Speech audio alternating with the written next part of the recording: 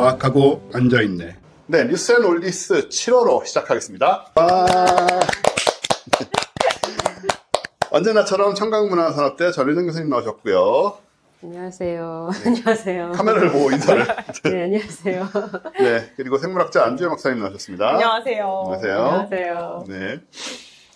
카메라가 은근히 많잖아요. 네. 네, 사실은 두 개는 핸드폰이지만 어쨌든 네, 편집해버리는 수가 있어요. 네.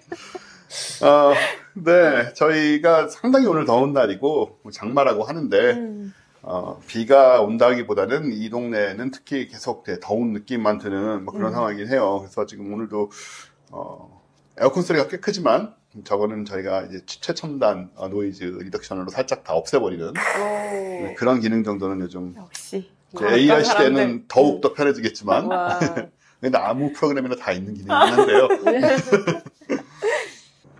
그리고 뭐 뒤에서 끝날 때 잠깐 얘기 드릴 건데 제가 네 생각 학교라는 걸 열었거든요. 열은 건 아니고 준비를 하고 이제 8월에 시작을 하려고 하는데 짧게 얘기를 드리면 이제 역할을 맡아서 빙의해서 하는 롤플레잉 토론 프로그램입니다. 그러니까 평소에 이제 내가 가지고 있는 신념이랑 상관없이 그냥 역할이 주어지면 그걸 옹호를 해야 돼요. 그러니까 이러다 보면은 남의 생각을 내가 대신 옹호해야 되는 상황이 생기고 그러다 보면 저 사람은 왜 저렇게 생각했을까라는 평소에 안 가던 길을 이제 가보게 되는 생각 속에서 그런 이제 일을 해보려는 거거든요. 왜냐면 우리나라 사람들 이제 토론도 너무 안 하고 진짜 자기 생각을 얘기하면 토론하다가 반박당하면 상처받잖아요. 근데 이건 롤플레잉이니까 별로 그럴 것도 없고 그래서 뭐 좀 재밌고 편한 주제부터 예를 들어서 AI가 마음이 있다고 주장을 한번 받아들일 거냐 옹호할 거냐 아직은 좀 먼 얘기니까 아니면은 그냥 전자제품일 뿐인데 뭐하러 그런 것까지 우리가 신경을 써야 되냐 뭐 이런 논의가 있을 수 있잖아요. 뭐 그런 것부터 시작해서 예민한 주제 이렇게까지 준비를 하고 있고 어떻게 입학할 수 있는지 같은 거는 끝날 때 말씀을 드릴 테니 2시간에 가까운 항상 긴 방송이지만 끝날 때까지 들어주시길 바라겠습니다.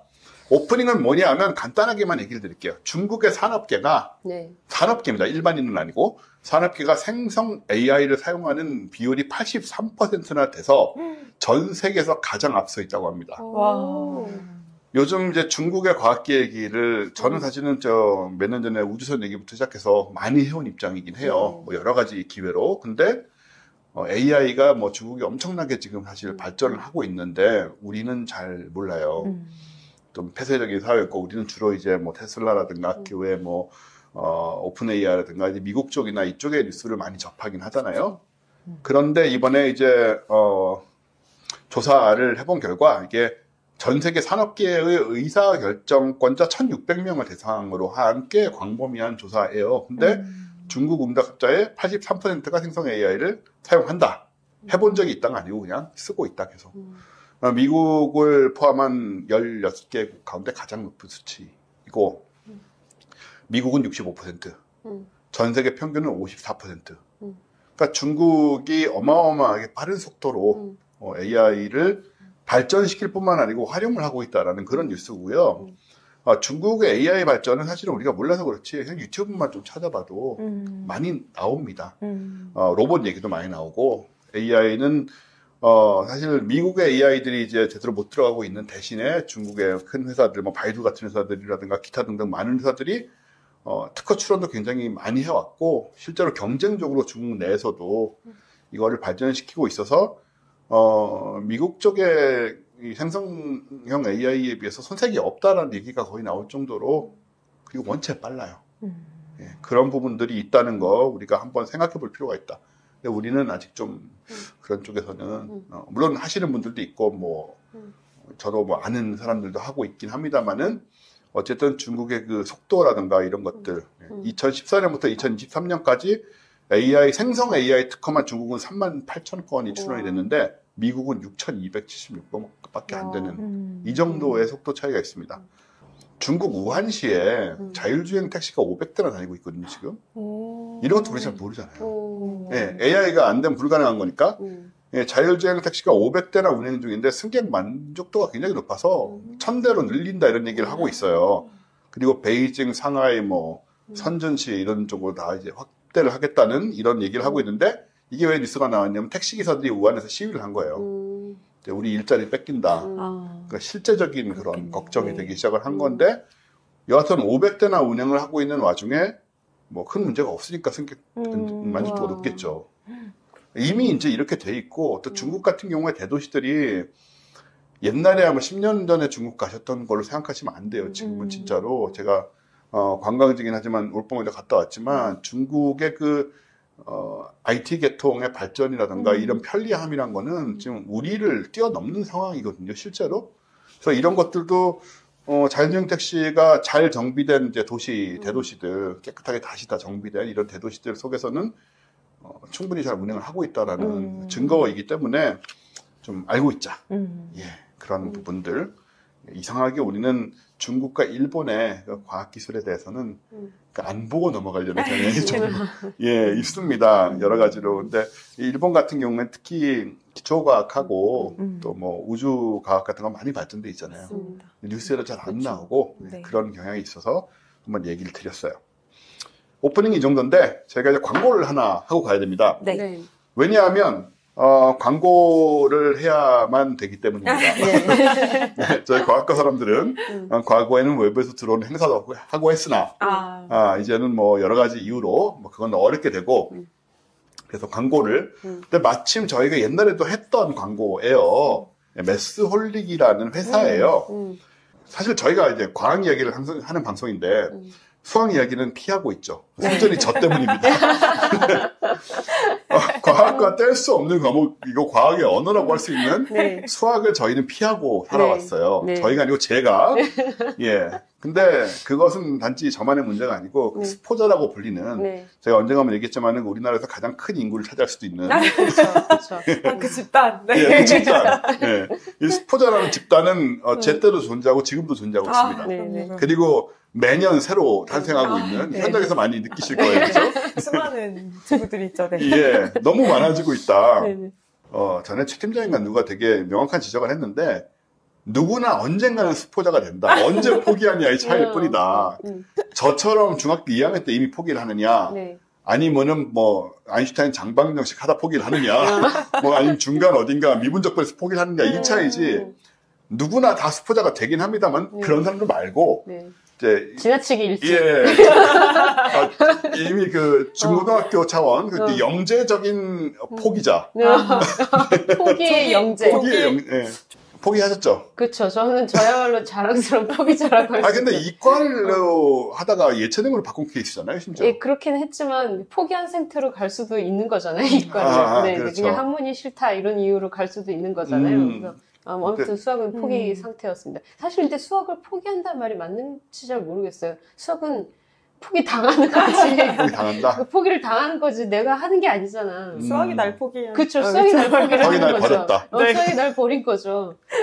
그렇죠. 근데 이제 포기한 상황들을 보시면 저랑 네. 비슷할지 모르겠는데 네. 저의 경우는 이게 사실은 이게 밀려서 도미노처럼 네. 이제 어느 날 정신 차리면 내가 할 수 없는 것이 되어 있잖아요. 네. 그러니까 작은 이해 못함이 나중에는 그 어떤 것도 이해할 수 없는 상황으로 거대해져 버리는. 수학폭이라는 그 그쵸. 태풍으로 변해 있는. 그러니까 사실 제가도 일찍 포기를 했겠지만 네. 대부분 이런 이유로 수학에 버림받게 되잖아요. 그렇죠. 이제 처음에 더하기 곱하기 하다가 이제 조금씩 복잡한 게 나오기 시작하고 뭐 다항식이 나오고 어쩌고 소인수 분해가 나오고 이러기 시작하면은 조금씩 귀찮아지고 이제 아까 말씀처럼 안 하기 시작하면 나중에는 그 거대한 공포의 산맥이 돼 있어서 모르도르 같은 게 돼버리잖아요. 그렇죠. 포기하면 편해지고. 예, 들어가면 죽는다. 들어갈 수는 없고. 네. 근데 또 문제가 그 단계마다 내가 뭘 모르는지를 내가 확인할 수 있으면 참 좋을 텐데 진짜. 이게 과학은 차라리 개념이 촘촘히 나오고 네. 단원이 바뀌면 뭔가 내용이 확 바뀌니까 그럼 내가 여기서부터 새로 시작하겠다거나 아니면 지나간 부분 중에 내가 뭘 까먹었는지를 좀 확인하기가 그나마 좀 좋다고 생각하거든요. 근데 수학은 내가 어디서부터 놓쳤는지를 네, 파악하기가 맞아요. 사실 쉽지 않았던 것 맞아요. 같아요. 이게 진짜 중요한 말씀인 게 저도 그랬고 너무나 많은 사람들이 내가 어디인지 몰라요. 모르도에 들어가서 길을 잃어가지고 링을 어디 갖다가 버려야 된다는데 지금 괴물들만 나타나고 전혀 내가 어디인지 알 수 없는 상황이 돼 있고 조사에 따르면 초등학생의 36%가 스스로를 수포자라고 주장을 하고 고등학생은 비율이 60%에 해당한대요. 이렇게 아무튼 누적되는 상황이다 보니까 결국은 학습이 불가능한 상황이 되는데 지금 보면은 학습에서 수학뿐만 아니고 학습에서 가장 이상적인 정답률이 80% 선이래요. 근데 이제 자기 실력보다 어려운 내용을 학습을 하게 되잖아요. 네. 그래서 정답률이 80% 이하로 떨어지게 되죠. 대부분의 경우는. 네네. 그러다 보면은 이제 점점 포기 각으로 가게 되는 나는 못하는구나 안 되는구나 80이 70이 되고 60이 되고 50이 되는 네. 일선에서 겪고 계십니까? 그쵸. 아. 그 그룹이 되는. 그 그룹이 생겨나죠. 네. 이게 그리고 문제를 아이들이 많이 풀잖아요. 풀고 나면 채점을 하고 내가 이걸 몰라서 틀렸는지 뭐 알고 맞춘 게 맞는 건지 그걸 분명하게 알아야 되는데 그냥 찍어서 맞으면 맞았다고 넘어가고 틀렸네 그리고 그냥 넘어가 버리니까 그게 가장 큰 문제 같아요. 지금은 그래도 좀 낫겠지만 저 때만 해도 이걸 해결할 방법이 없었어요. 수학 정석 풀다가 안 되면 일단 뒤에 그 뭐 풀이집 있잖아요. 그걸 본다고 알아? 당연히 모르고. 그럼 이제 결국은 반에 공부 잘하는 애한테 찾아가거나 수학 선생님한테 찾아가서 근데 그것도 한두 번이지. 네. 와 내가 100개의 문제 중에 90개를 모르는데 그러니까 걔도 걔 인생이 있잖아요. 걔네들도 선생님도 그렇고. 아, 갑자기 슬프네요. 이런 상황을 사실은 해결할 수 있는 프로그램이 지금 광고를 하고 있는 매스홀릭입니다. 아. 놀랍게도 이게 실제로 가능한데 근데 일단 매스홀릭 서비스 뭐 오늘만 얘기할 것이 아니고 오늘 방송 내내 뭐 다 설명하기에는 너무 긴 얘기입니다. 근데 이 주요 기능들은 차차 설명을 하도록 하고 근데 지금은 이게 이제 지금까지는 B2B예요. 그러니까 일반 학생은 쓸 수가 없고 선생님들 학교 학원 쪽으로만 이제 진출을 해서 그쪽에 솔루션만 제공을 했던 거예요. 그러니까는 부모님들이 모르시는 게 좀 당연할 수 있습니다. 혹은 학생 여러분들도. 중고등학생 안 보는 거 알아요. 부모님들이 보시기 때문에. 네.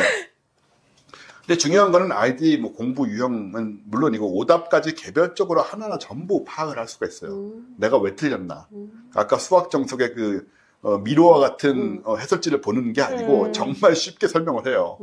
네, 그래서 모두 파악을 할 수 있고 선생님 입장에서는 혼자서 충분히 이제 선생님이 수학을 효율적으로 티칭을 할 수 있게 도움을 주는 그런 프로그램이 기본적으로 매스홀릭 프로그램이었어요. 이제 공부한 학습 이력이 다 분석이 되고 저 컴퓨터 안에서 전부 이런 프로그램인데 현재 전국 600개 학교와 5,000개 학원에서 사용 중입니다. 이 프로그램을. 학교 장터라는 사이트 있잖아요. 네. 선생님 잘 아실 거예요, 그죠? 네. 학교 장터에서 이제 학교 사용되는 물품을 다 구매를 해야 되잖아요. 근데 이 매스홀릭 서비스가 2023년, 2024년 현재까지 수학이 아니고 모든 교육용 소프트웨어에서 구매 부문 1위예요. 학교 장터에서. 객관적인 지표입니다. 이렇게 수학에 관심이 많구나. 그리고 지난 5월 달에는 교육 쪽 부문을 포함해서 학교 장터 전체 부문 구매 1위 제품이 선정이 됐고 그러니까 이게 소프트웨어뿐만 아니고 학교에서 쓰는 모든 물품, 교보제 전체 통틀어서 1위라는 얘기예요. 와, 진짜 이건- 인정받는구나. 예, 그리고 장관상도 받고 뭐 여러 가지로 많은 객관적인 지표들을 교육부 장관상. 예, 교육부 장관의 상을 받은 거죠. 중요한 건 뭐냐면 지금까지 10년 동안 B2B만 하다가 사실 저도 그때 그 생각을 했어요. 왜 이게 B2B만 하고 있냐? 왜 선생님들한테만 네, 파냐? 왜 선생님들한테만 가고 학생들에게 직접 전달이 안 되느냐는 궁금증이 있었는데 네. 뭐 여러 가지 이유가 있었겠죠. 근데 이번에 드디어 개인에게 학습할 기회를 주는 홀릭이라는 B2C 프로그램이 런칭이 된 겁니다. 앱이에요. 저도 받았는데 네네. 폰에서는 안 되고 이제 패드에서만 타블렛에만 돼요. 왜냐면 크기가 좀 필요한 그렇죠. 문제 네, 풀어야 돼. 문제를 풀어야 숫자로 보여야 되고 이래서 아예 폰에서는 다운이 안 되게 돼 있더라고요. 그래서 이걸 이제 집에서 할 수 있다. 와, 지금도 할 수 있는 거예요, 지금? 예, 제가 네. 하고 있죠. 오! 초등학생용인데 어려워. 지금 몇 학년 수준까지? 몇 번 하다가 그 게임 하다가 루비가 다 떨어져가지고요. 왜냐면 루비가 떨어지면 공부를 해서 루비를 채워야 돼요. 루비는 사는 게 아니에요. 예. 그런데 공부만 해야 되는 진도가 나가야 루비가 채워지는데 생각보다 어려서 진도가 안 나가고. 근데 요즘 초등학생들은 제 상황이 이렇다 보니까 저희가 초등학교 때 배울 때와는 다른 걸 하고 있더라고요. 근데 뭐 홀링 프로그램만 그런 게 아니고 뭐 학교에서 다 그러는 것 같은데 근데 아무튼 간에 프로그램은 굉장히 잘 만들어져 있고 이제 중간에 그 게임이 있어요. 구름팡이라는 게임이 있는데 그걸 해다가 제가 루비를 날렸죠. 근데 우리 옛날에 애니팡 있었잖아요. 네. 그 이후에 많이 계승되었죠. 여러 가지로. 뭐 캔디 크러쉬라든가 그 비슷하게 구름팡이라는 게임이 있는데 그걸 제가 했어요. 근데 이게 뭐냐면은 애니팡 같은 거는 3개를 맞추는 거잖아요. 기본적으로. 근데 이거는 예를 들어서 더해서 10이 되는 숫자들을 이렇게 연결을 해야 돼요. 그러니까 숫자가 계속 많아지면 그걸 또 연결해서 10을 만들 수가 있는 거고 이게 굉장히 많이 있을 수 있잖아요. 뒤져보면. 그래서 이거 은근히 재밌네 하다 보니 죽었어요. 금방. 루비. 네. 그래서 빨리 지금 진도를 빼서 루비를 받아야 되는데 그래서 이거를 제가 하다 보니까 진짜로 저조차도 만약에 내가 어릴 때 이게 있었다면 스포자가 될 운명이었을 수는 있습니다. 하지만 조금 늦게 그래도 네, 그렇게까지 빠르진 않았을 수 있다. 뒤늦은 스포자. 장방정식까지는 안 가더라도 그런 생각 정도는 충분히 들었어요. 그리고 이제 지금 그런 모르도로에 아직 가지 않은 젊은 친구들, 어린 친구들은 모르도를 아예 안 갈 수도 있다. 그래서 초등학생 자녀를 두신 학부모님이나 조카가 초등학생의 분 등 초등학생이랑 어떤 식이라도 관계가 된 분들은 관심 있게 볼 수 있다. 하루 30분만 학습을 하면 홀링 같은 경우에 그렇게 한 달만 하면 한 학기 과정을 마스터할 수 있을 정도로 타이트해요. 근데 아무튼 프로그램 자체가 되게 부드럽게 짜여 있어서 게임하는 느낌으로 할 수 있다는 게 되게 장점이고 거부감이 굉장히 적습니다. 어플 구성이나 디자인은 어떤가요? 제가 지금 이제 보여드릴 거예요. 저는 지금 게임을 이제 진행할 수가 없는 게 그게 중요하단 말이에요. 예, 왜냐하면 제 아이패드로 지금 녹화를 하고 있기 때문에 하지만은 제가 여기 덮어 씌워서 보여드릴 겁니다. 나중에.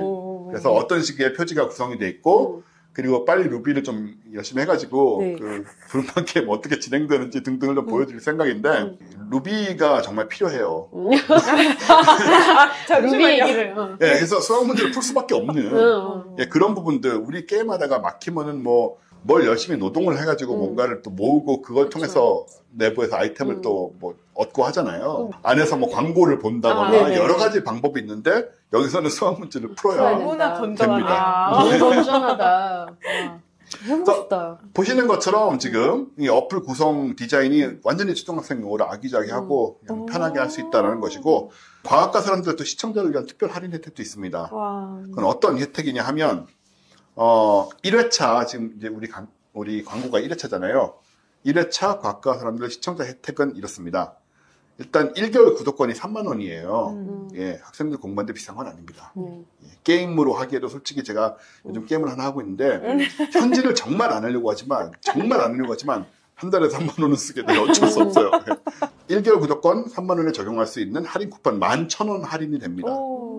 그래서 19,000원으로 1개월을 사용해 보실 수 있는 이 쿠폰을 지금 보시는 모든 분들 홀링 프로그램 다운로드 자체는 무료니까 이제 쓰실 수 있고 할인 코드는 영어로 summer예요.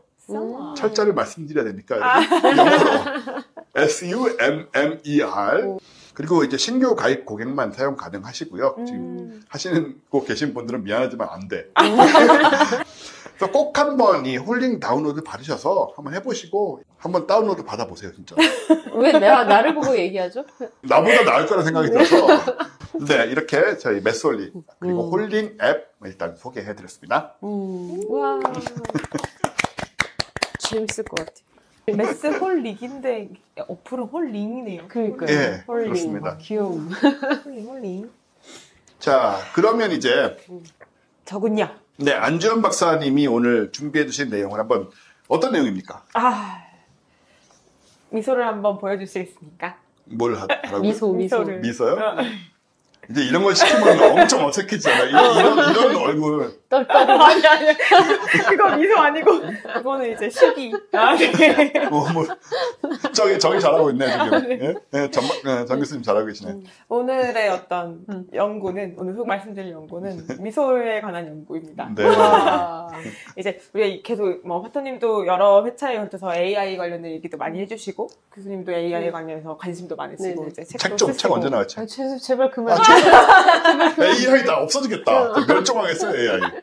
이렇게 점점 이제 어떻게 보면 소프트웨어적인 기술이 점점 발달하고 있잖아요. 네. 그럼 한편 궁금한 지점이 또 있죠. 그러면 하드웨어적인 기술은 어떻게 되고 있나. 그런 얘기예요, 미선데 오늘? 네. 그게 궁금하던 차에 최근에 진짜 이게 저희가 원래 뉴스앤 올디스잖아요. 뉴스에 걸맞는 연구입니다. 6월 말에 발표된 연구고요. 일본 연구팀이 그 로봇의 피부를 만드는 연구를 했습니다. 근데 이제 로봇은 뭔가 이제 사람의 형태를 하고 있는 휴머노이드 로봇이라고 하죠. 근데 우리가 알고 있는 대부분의 이제 특히 일본 로봇도 연구 많이 되어 있으니까 휴머노이드 로봇 보면 이제 피부는 아직 안 가지고 있고 이제 뭐 여러 가지 귀여운 형태로 많이 나와 있었잖아요. 근데 이제 그 위에 좀 사람의 피부를 모사한 뭔가 인공 피부를 얻는 작업들을 계속 연구를 하고 있나 봐요. 지금까지는 좀 새 느낌이 많이 났죠. 어쨌든. 네, 그죠? 네. 특히 뭐 테슬라니 뭐 이런 로봇들을. 네. 근데 이제 왜 굳이 걔네한테 피부를 줘야 하느냐에 대해서는 여러 가지 뭐 생각들이 있으실 수 있는데 사실은 연구적인 측면에서 이분들이 접근한 것 중에 하나가 최근에 나온 또 다른 연구 중에 그 로봇의 손가락에 인공 피부를 씌인 연구가 있었어요. 근데 이제 왜 그러는 거예요? 이제 그러니까 정말 부드럽게 사람처럼 움직이는 로봇을 만들기 위한 건데 바이오 휴머노이드라고 해서 이제 그럴 때 손 관절의 움직임 그리고 이제 그게 되게 미세하게 정말 부드럽게 유연하게 잘 움직이는 걸 구현을 했다고 아무리 하더라도 이제 금속질의 관절로 되어 있으면 좀 아무래도 거리감이 느껴지죠. 또 끝이 세고 이러면 뭔가 잡을 때도 아무래도 좀 맞습니다. 쿵탁 뭐 이렇게 되게 되고 아무래도 마찰이나 이런 부분도 있고요. 그래서 그런 부분을 좀 개선하고 여러 가지 뭐 이미지적인 부분도 개선하기 위해서 이제 인공 피부를 더 씌우는 연구들이 되어 있는데 근데 이제 피부라는 게 단순히 그냥 살색의 덩어리가 아니라 사실 우리 피부도 그렇지만 내부에 수많은 혈관과 신경과 그다음에 근육들이 다 그 안에 숨어 있잖아요. 근데 이제 궁극적인 목표는 이제 그런 것들을 구현해내는 거예요. 그러니까 그래서 로봇에다가 뒤집어 씌운다? 네. 표면만 뭐 단순히 피부 색깔을 가진 그것이 아니라 좀 내부적인 것들도 연결이 잘 돼서 궁극적으로는 자가치유 기능까지 가졌으면 좋겠다라는 것을 목표로 삼고 있대요. 그러면 이거는 뭐 진짜 좀 생물학적인 피부거든요. 맞습니다. 그러니까 네네. 뭐 부드러운 껍질 이런 게 아니고. 네, 맞습니다. 그래서 자가치유 기능이, 그러니까 결국은 이제 우리도 피부에 손상이 일어나게 되면 그 부분을 다시 메꾸기 위해서 세포 분열이 일어나서 이제 거의 채워지잖아요. 감쪽같이. 그런 것들이 로봇을 감싸고 있는 피부에도 그 기능이 있다면 그러면 로봇이라는 것이 결국 이제 활용되다 보면 손상도 있을 거고 여러 가지 뭐 쓸림도 있을 거고 있을 텐데 그 부분들이 사소한 것들은 자기가 알아서 치유가 될 수 있는 즉 재생이 될 수 있는 이런 측면이 있지 않을까. 이게 이제 첫 번째고요. 그 인간과의 관계도 그렇고. 그쵸. 네. 그다음에 사실은 꼭 로봇뿐만이 아니어도 이분들이 연구한 건 어떻게 생각하면 로봇이 아니라 피부에 좀 더 초점이 있기 때문에 결국은 인공 피부에 대한 연구인 거예요.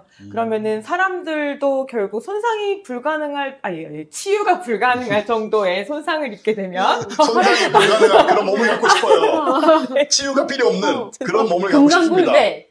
금강불개. 말을 하다 보니까 생각의 속도와 말의 속도가 달라가지고 보이네요. 근데 이제 손상이 어느 정도 일어나면 복구가 되지만 그걸 넘어서면 복구가 안 되잖아요. 네, 예를 들어 뭐 심한 화상을 입었다거나 아니면 여러 가지 사고로 인해서 이제 손상이 있을 경우에 재생 능력엔 한계가 있단 말이죠. 그때 만약에 이런 재생 기능이 있는 인공 피부가 개발이 잘 되어 있다면 사실은 뭐 로봇이 아니라 사람한테도 적용이 될 수 있는 가능성들이 열려 있는 거죠. 지금은 이제 이식을 하는데 그게 아니고 아예 만들어가지고. 얘기 들으면서 계속 그거 있었으면 좋겠다 계속 생각했거든요. 사람한테는 안 되나? 사람한테는 왜냐하면 보시면 아시겠지만 저희 셋째 고양이가 이렇게 만들어 나가지고 이거는 흉질 것 같아요. 그래서 야, 이거 팔 절단해야 되는 거 지금 잠깐만요. 썩어 들어가는 것 같은데. 격하게. 괴사적인 것 같은데. 그래서 이거 흉질 것 같은데 싶어서 얘기 듣다 보니까 이게 되기만 하면 진짜 내가 다롱이를 계속 열심히 잘 키울 수 있을 텐데. 전 나중에 만들어지면 저거 고칠 수 있는 거 아니에요? 그렇죠. 그래서 최근에 이제 여러 가지 장기들 대상으로 오가노이드라고 해서 사람의 피부 세포나 아니면 어떤 장기 세포를 이용해서 시험관 내부 혹은 뭐 인공적으로 그 기관 자체를 재생시키는 연구들이 많이 되고 있거든요. 저런 얘기는 우리가 몇 년 전부터 사실 조금씩 소개를 하긴 했었어요. 사실 사람들이 간과하는 것 중에 하나가 피부가 우리 몸에서 가장 사이즈가 큰 기관이거든요. 아, 그렇네요. 네. 그래서 이제 맞아. 그 관련된 피부 오가노이드 연구들도 계속 활발하게 이루어지고 있긴 합니다. 그래서 기존에는 피부에 관련된 연구를 했을 때 뭐 동물에서 직접 실험을 하거나 아니면 사람의 생체 조직을 좀 추출해서 뜯어서 연구를 하거나 아니면 그걸 가지고 배양을 해서 연구를 하거나 했는데 지금은 마지막 그림에 있는 것처럼 거의 랩 오너 칩이라고 해서 실험실에서 칩 하나에 장기를 구현할 수가 있어요. 근데 이제 모양은 딱 그 똑같은 장기가 아니더라도 그 장기에 연결되어 있는 혈관이나 신경이나 이런 여러 가지 조직들을 다 연동을 시킬 수가 있는 시스템들이 개발이 되어 있거든요. 근데 피부도 마찬가지로 이 수준까지 와 있다고는 합니다. 즉 기술적으로 각 부분에 되어 있는 건 되어 있는데 이제 이 사람들이 한 연구는 기능적인 건 어쨌든 그렇다 치고 우리는 정말 그 뭐라 그러죠? 물성이라고 하나요? 물성으로서의 피부, 그 다음에 그 로봇의 표면에 씌웠을 때 이것이 잘 유지가 될 수 있는 방법, 이런 것들에 대해서 초점을 뒀다고 합니다. 그래서 이분들이 한 연구를 사실 요약하자면 이 그림이 될 수 있을 것 같은데, 왼쪽에 있는 게 실제 사람의 피부에 관련된 내부 구조예요. 그래서 우리 피부 구조를 얘기할 때 보통 표면에 있는 표피, 그쵸. 표피 아래에 진피, 아니면 진피 아래로 들어가면 또 피하 조직이라고 해서 저 층층층층 또 여러 가지 구조가 있긴 하거든요. 근데 이 피부가 우리 몸의 표면에 온전하게 이렇게 딱 고정되어 있을 수 있는 이유는 안에 뼈나 인대나 이런 힘줄, 뭐 근육 이런 구조랑도 다 부드럽게 맞물려 있기 때문이잖아요. 그래서 이분들이 찾아낸 게 뭐냐면 우리가 기존에 로봇의 인공 피부를 씌운다라고 했을 때는 아까 파트님 말씀하신 것처럼 뒤집어 씌우는 방식을 많이 생각을 했단 말이죠. 근데 사실 이 굴곡진 이 얼굴 같은 거 생각해봐도 뭘 그냥 철푸덕하고 얹었는데 그게 온전히 달라붙기는 사실 힘들잖아요. 그렇죠.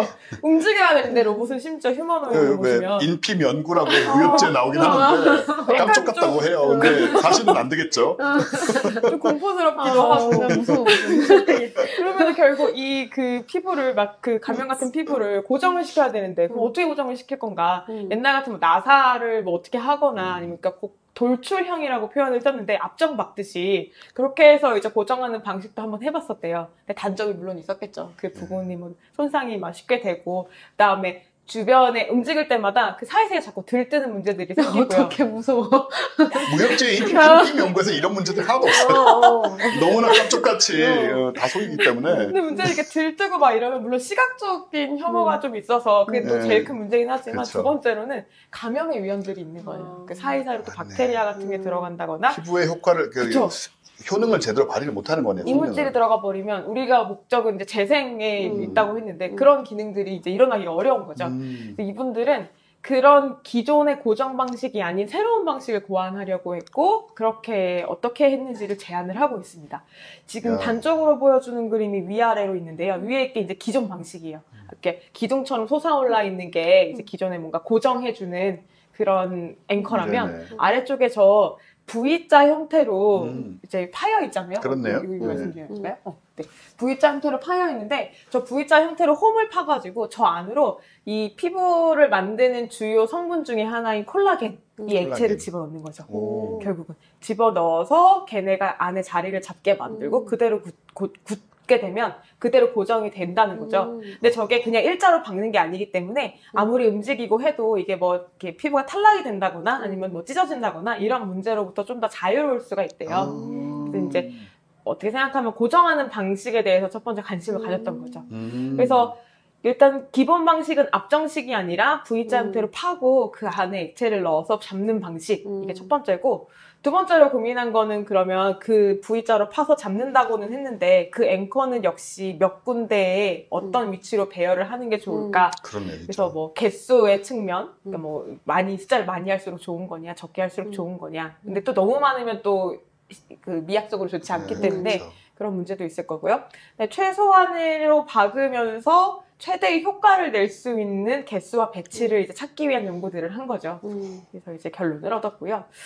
그 다음에 또 한 가지 고민한 건 아까 콜라겐으로 이렇게 넣는다고 했는데 이게 결국 가느다란 관 안에 점성 있는 액체를 집어넣는 과정인지라 이제 또로로 붙는다고 해서 쏙 들어가서 이쁘게 깔끔하게 딱 굳지는 않는 거예요. 그래서 얘네가 깔끔하게 그 안으로 잘 빨려 들어가고 고르게 퍼질 수 있게 하기 위한 그런 연구들을 했습니다. 그래서 그 중에 하나가 좀 신기한 게 있어서 아까 V자 형태로 팠다고 말씀드렸는데 네. 그 V자 형태로 판 거를 뒤집었어요. 그리고 이제 그 내부 표면에 하나는 아무 처리도 하지 않았고 하나는 플라즈마 처리라고 해서 약간 그 뭐랄까 이 플라즈마 가공법 하면은 이제 더 많이 아실 텐데 기존의 입자들을 좀 에너지를 높여가지고 좀 이렇게 분산시킨 다음에 마찰이나 아니면 발수 이런 효과들을 좀 더 감소시킨 거라고 해요. 그러니까 결국 표면 코팅한 처리를 한 거죠. 예. 그래서 결국 좋은 코팅을 잘 한 거예요. 네, 맞습니다. 좋은 코팅. 걔네를 처리하니까 기존과는 다르게 흡수력도 올라가고 게다가 걔네가 표면으로 얘를 붙잡아주는 능력도 증가를 했다고 합니다. 그래서 그런 결과들이 나와 있고요. 그래서 걔네를 이제 준비를 해놓고 주변에 액체를 갖다 대기만 했는데 그 콜라겐 액체를 부드럽게 빨려 들어가는 것이 이제 실험적으로 확인이 됐어요. 근데 제가 영상을 넣었다가 영양 문제를 뺐기 때문에 지금 제 영상이 어디 갔지 하고 약간 당황스러워하는 게 티가 난 것 같거든요. 영상을 나중에 저한테 따로 그럴까요? 보내주시면 제가 여기다 집어넣을게요. 네. 네. 그래서 그 영상을 보면 진짜로 신기한 게 처리하지 않은 것과 처리한 것의 차이를 보여주는 건데 처리한 거는 정말 그 붉은색으로 염색한 액체가 부드럽게 빨려 들어가는 걸 볼 수 있습니다. 진짜. 네. 그래서 이제 그 상태로 붙이면 이제 아무래도 단단하게 밀착되게 고정이 되겠죠. 그다음 두 번째 방식은 이제 그거를 이제 배열을 하고 안에 이제 고정을 한 다음에 위에는 이제 얼굴이라 치면 두툼하게 이제 피부가 만들어져 있겠죠. 그럼 그거에 대한 인장력을 테스트하는 겁니다. 인장력. 네. 그래서 뭔가 이제 움직이고 뭐 표정을 짓고 하게 되면 뭐 당겨지고 늘려지고 당겨지고 막 할 텐데. 맞아요. 그럴 때마다 찢어지고 막 이러니까 완전 끔찍하다 진짜. 그리고 이게 또 아무래도 고정을 팽팽하게 해놨으니까 시간이 지남에 따라서 뭔가 이제 수축이 돼버리거나 이러면 안 되잖아요. 변형이 되면 안 되잖아요. 그런 거 테스트를 한 건데 이것도 역시 영상이 있습니다. 이것도 네. 영상 파토님이 나중에 넣어주시겠지만 여기 나오고 있습니다. 네. 이렇게 쓱 위에서 뭘 당기는 거예요. 힘주어서 결국 이거 뭐 표현이 좀 그렇겠네. 피부를 붙잡고 피부를 훅 당겨요. 네. 그럼 밑에 지금 고정이 되어 있잖아요. 그럼 초반에는 확 따라오지 않겠죠. 근데 이제 점점 늘어나다가 너무 이제 과하게 당기는 순간이 오면 이게 탁 끊어지겠죠. 네. 그럼 이제 그때까지는 얘가 버틴 거잖아요. 그래서 언제까지 버틸 수 있는지를 테스트를 했습니다. 흥미로운데 무서워.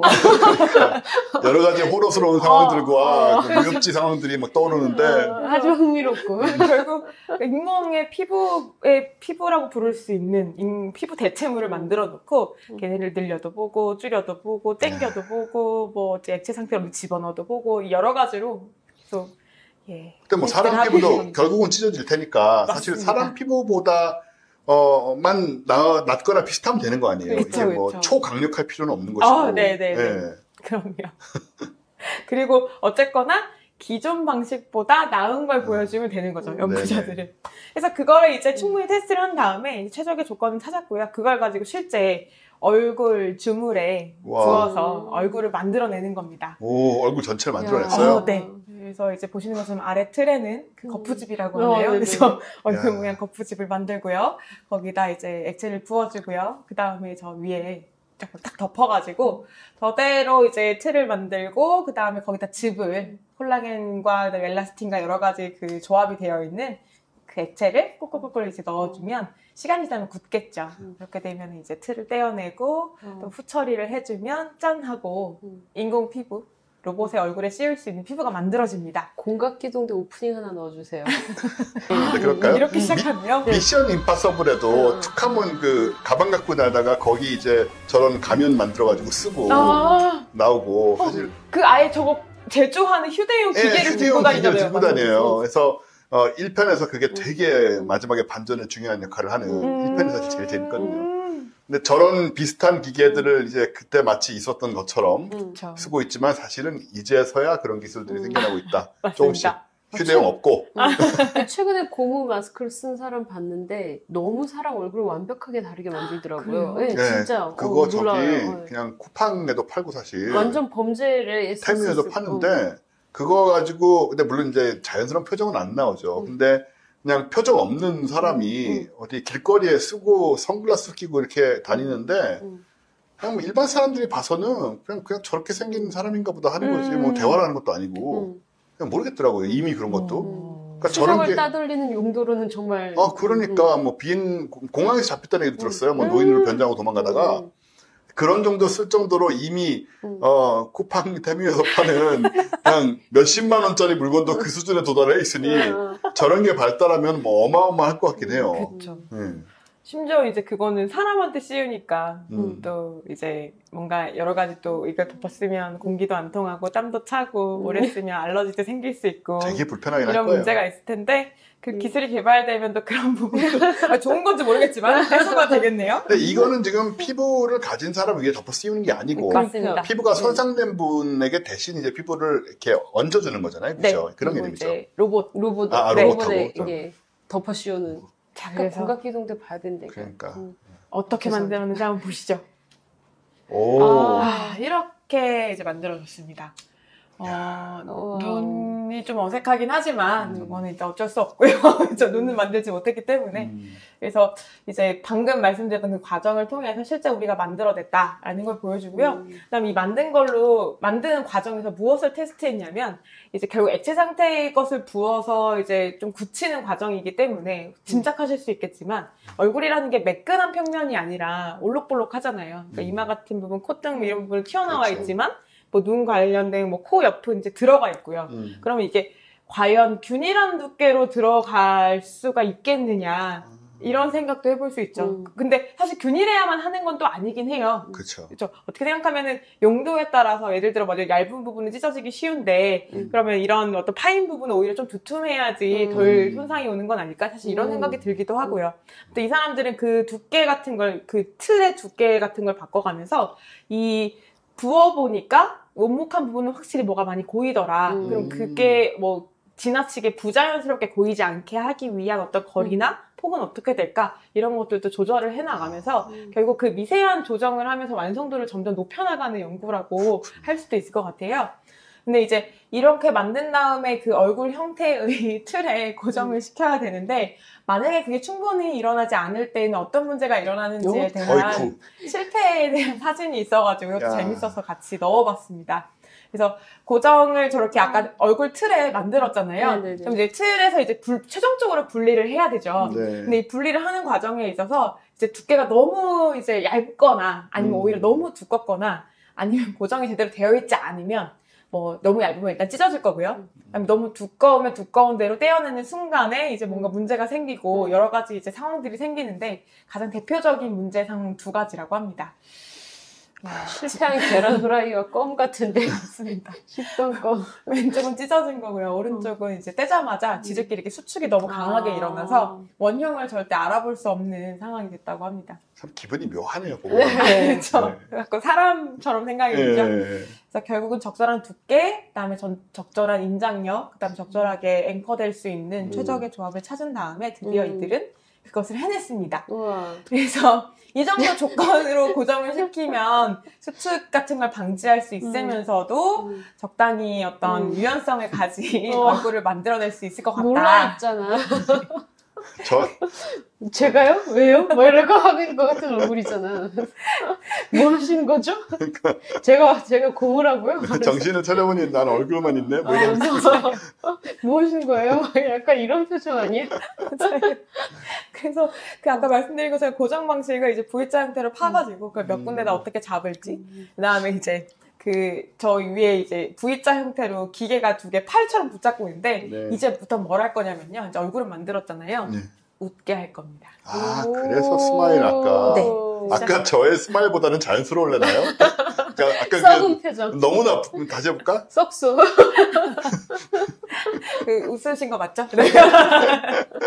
웃게 할 건데 웃게 하는 것도 또 다른 기술이 필요하잖아요. 왜냐면 그냥 생긴 것만 그냥 눈, 코, 입 있고 얼굴이다 라고 보여주는 것과 표정을 또 짓는 것도 다른 문제니까. 그럼 또 표정을 지을 때 필요한 사람으로 치면 이제 근육들이 있을 텐데 옛날에 한 재작년인가 작년인가 과학학원자인데에서 제가 그 표정에 관한 연구 말씀드린 적이 있는데 사진만 보고도 진짜 웃음인지 가짜 웃음인지 구분해낼 수 있는 기술이 있대요. AI로. 근데 진짜 웃음의 조건은 눈 근육과 이제 입 근육이 같이 움직여야 된다고 합니다. 그래서 아무튼 그런데요. 그래서 여기서도 이제 신경을 쓴 게 이게 가짜 웃음의 전형적인 거죠. 전형조차도 아니다 이거는. 아이고 세상에. 아이고 세상에. 그래서 힘의 인장력 실험. A 모델 A. 아, 나중에 나 영상 보고 너무 흉함다 날려버릴거든. 안 보이니까 하는 거지, 내가 지금. 지금 우리 둘이 다 즐겁하고 있잖아.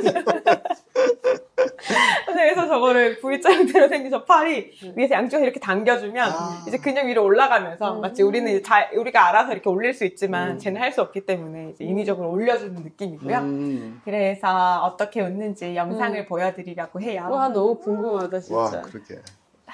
제가요? 왜요? 자, 이제 재생해 보겠습니다. 정말 궁금해. 오. 나름 나보다 나은데?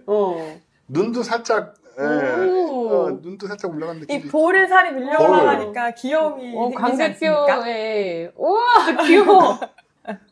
광대가 올라가잖아. 저렇게 웃게 하는구나. 와, 귀여워. 광대 올라가니까 너무 귀엽네요. 약간 쿠키 같기도 하고요. 네. 그래서 이런 이제 방식으로 테스트를 했다라는 얘기고요. 그래서 이렇게 하면서 이제 옆에서 한번 이제 본 거예요. 이게 두께가 부위별로 어떻게 변해가는지. 그래서 이제 당겨 올라가면 슝 하고 이제 제 광대가 지금. 네. 우와. 좋다.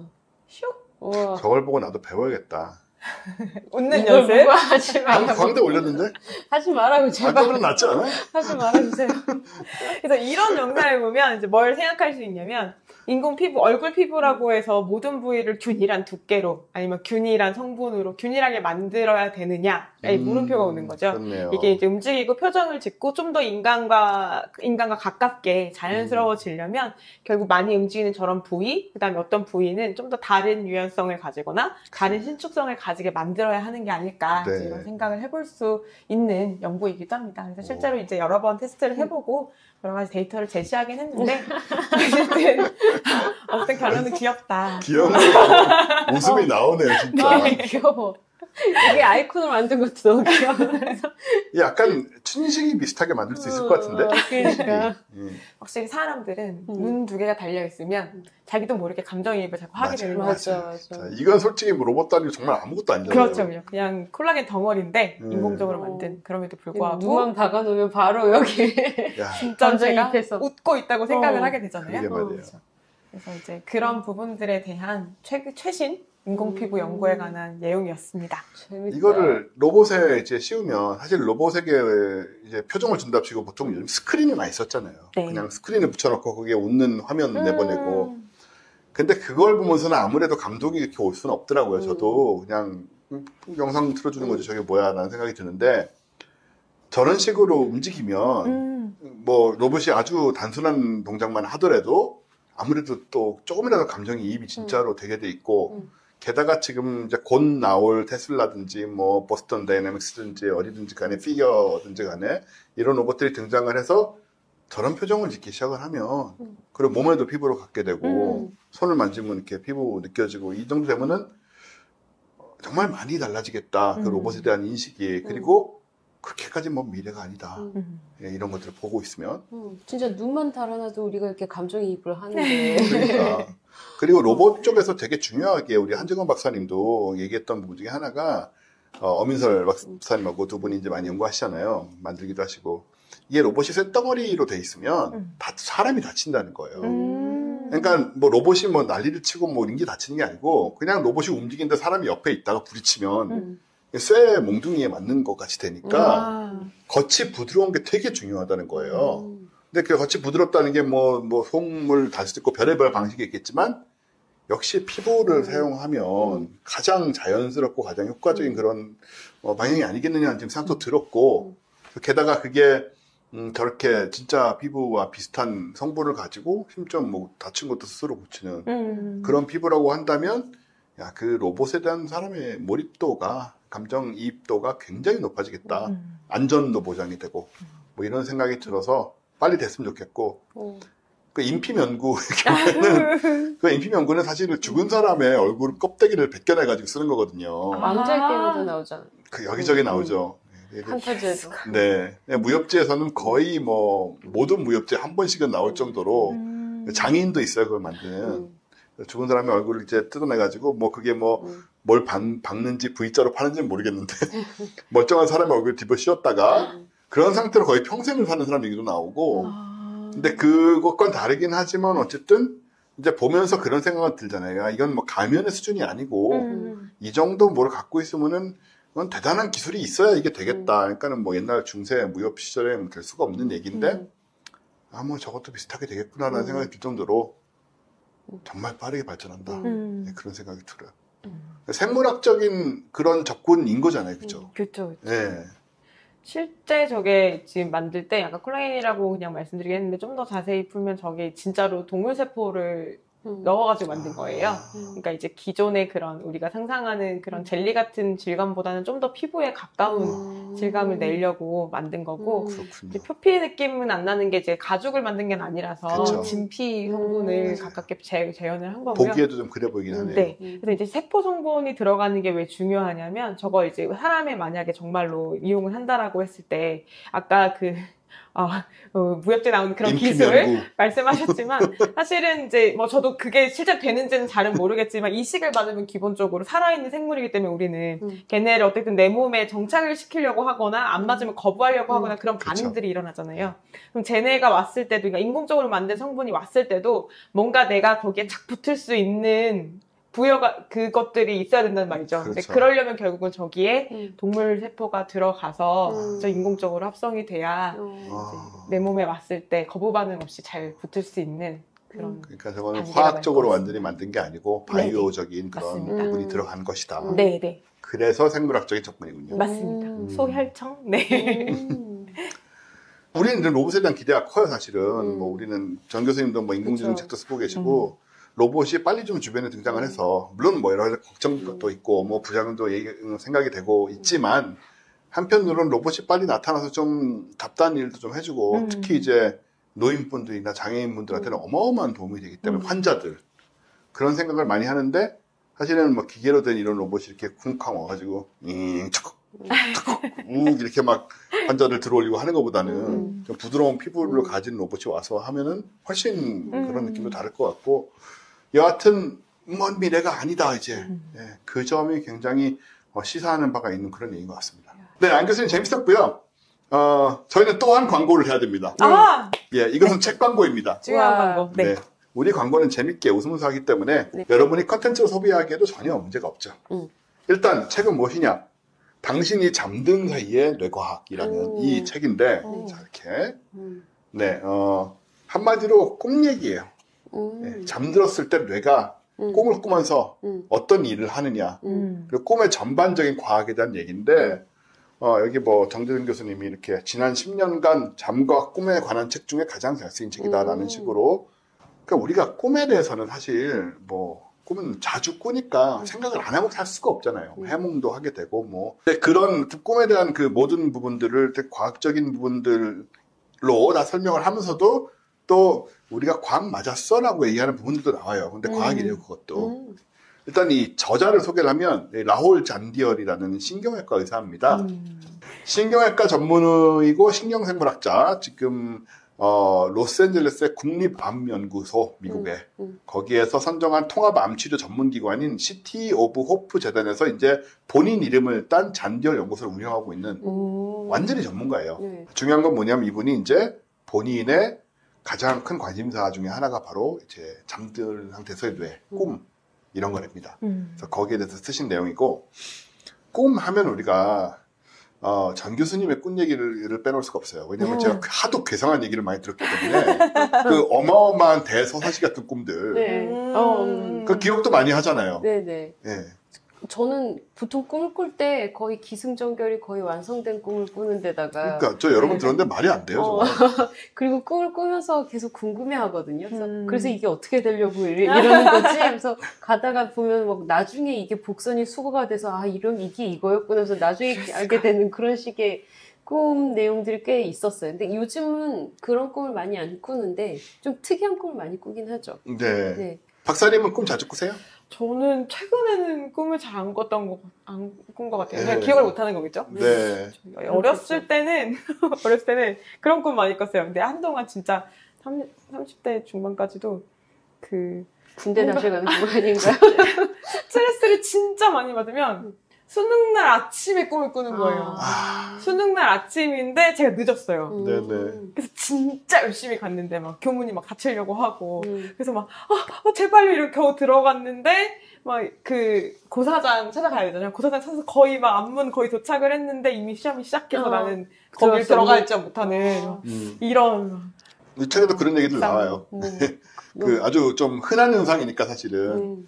그런 여러 가지 꿈의 이제 상황들이 있는데, 우리 다들 아시는 것처럼 다들 꿈을 꾸시니까, 꿈이 우리가 잠잘 때는 이제 뇌가 쉰다고 생각을 잘 하는데, 사실 아니래요, 그게.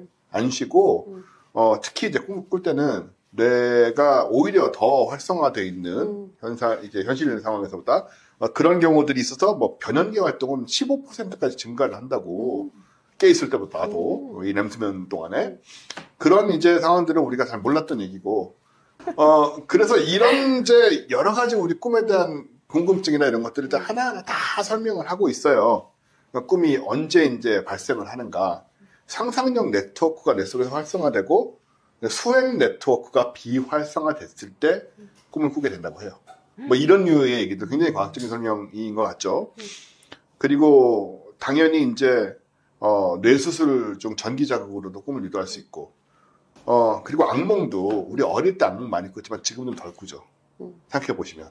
그죠? 나이가 들면 꿈 자체를 좀 덜 꾸긴 하는데, 어릴 때는 수시로 꾸던 악몽이 적어지고 있다. 느끼십니까?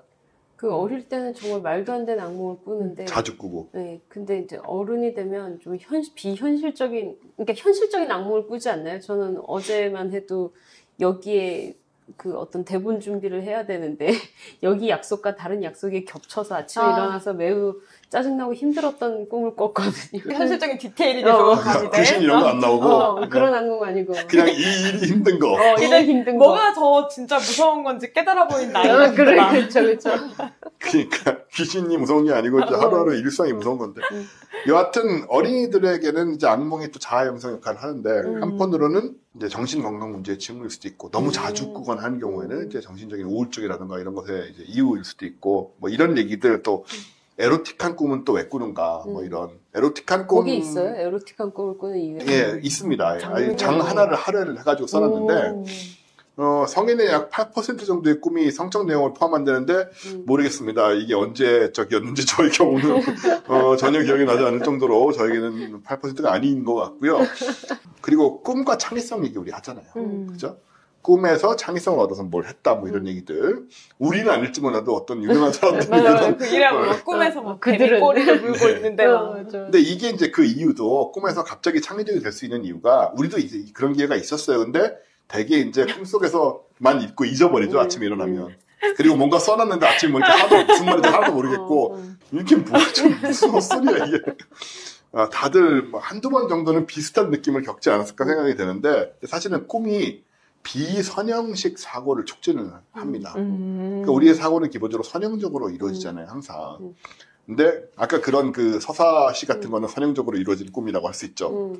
근데 한편으로 보면 꿈은 이제 앞뒤가 하나도 안 맞고 막 시간 거로 엉망진창이고 이런 게 어떻게 보면 비선형적 사고인데, 그래서 그 속에서 문제 해결이나 창의적 아이디어가 나오는 수가 있는 거죠.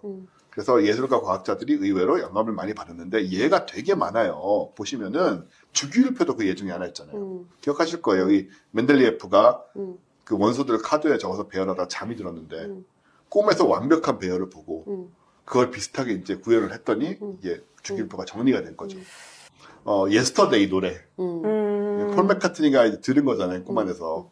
그래가지고 그걸 멜로디로 피아노로 연주를 하고, 그 다음에 그 샤이닝 같은 영화들. 이것도 이제 스티븐 킹이 원래 소설이잖아요. 스티븐 킹이 호텔에서 악몽을 꾸고 그 악몽을 기초로 이런 얘기를 만들었다. 뭐 이런 식의 일들이 이 외에도 이제 책에 많이 나와 있고, 그 다음에 꿈하고 정신건강들.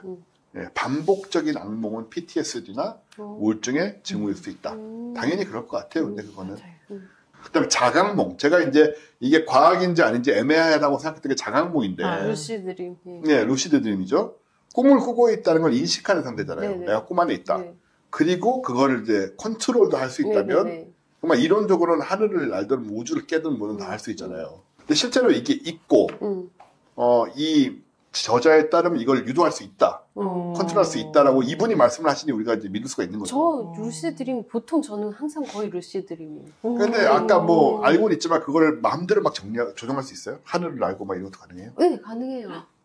그래서 저는 그 기승전결이 완벽한 꿈을 꾼다고 했을 때 저는 그냥 그것을 항상 관조하고 있는 관찰자였나라고 항상 생각해 보면 어땠냐면 어쩌면 저는 그 모든 기승전결이는 모든 꿈을 선형적으로 꾼 게 아니라 그냥 동시에 순간적으로 엔딩까지 다 꾼 다음에 엔딩을 보고 앞을 맞추는 게 아닌가라는 생각을 할 때가 있단 말이에요. 앞뒤가 안 맞는 부분이 있을 때 일종의 저는 약간의 루시드 드림을 항상 갖고 있기 때문에 그 안에서 꿈 안에서 맞추는 게 아닌가 이런 생각을 그런 의심을 할 때가 항상 있단 말이죠. 근데 문제는 이거예요. 되게 무서운 일을 겪고 있다든가 누군가에게 쫓기고 있다든가 이게 꿈이면 내가 마음대로 할 수 있으니까 내가 쟤보다 힘이 세다고 설정하자라는 식으로 내가 나를 바꾼단 말이에요. 꿈을 더 많이 설계를 하면 할수록 금방 깨요. 네. 개입을 많이 할수록 개입을 많이 할수록 빨리 깨요. 네.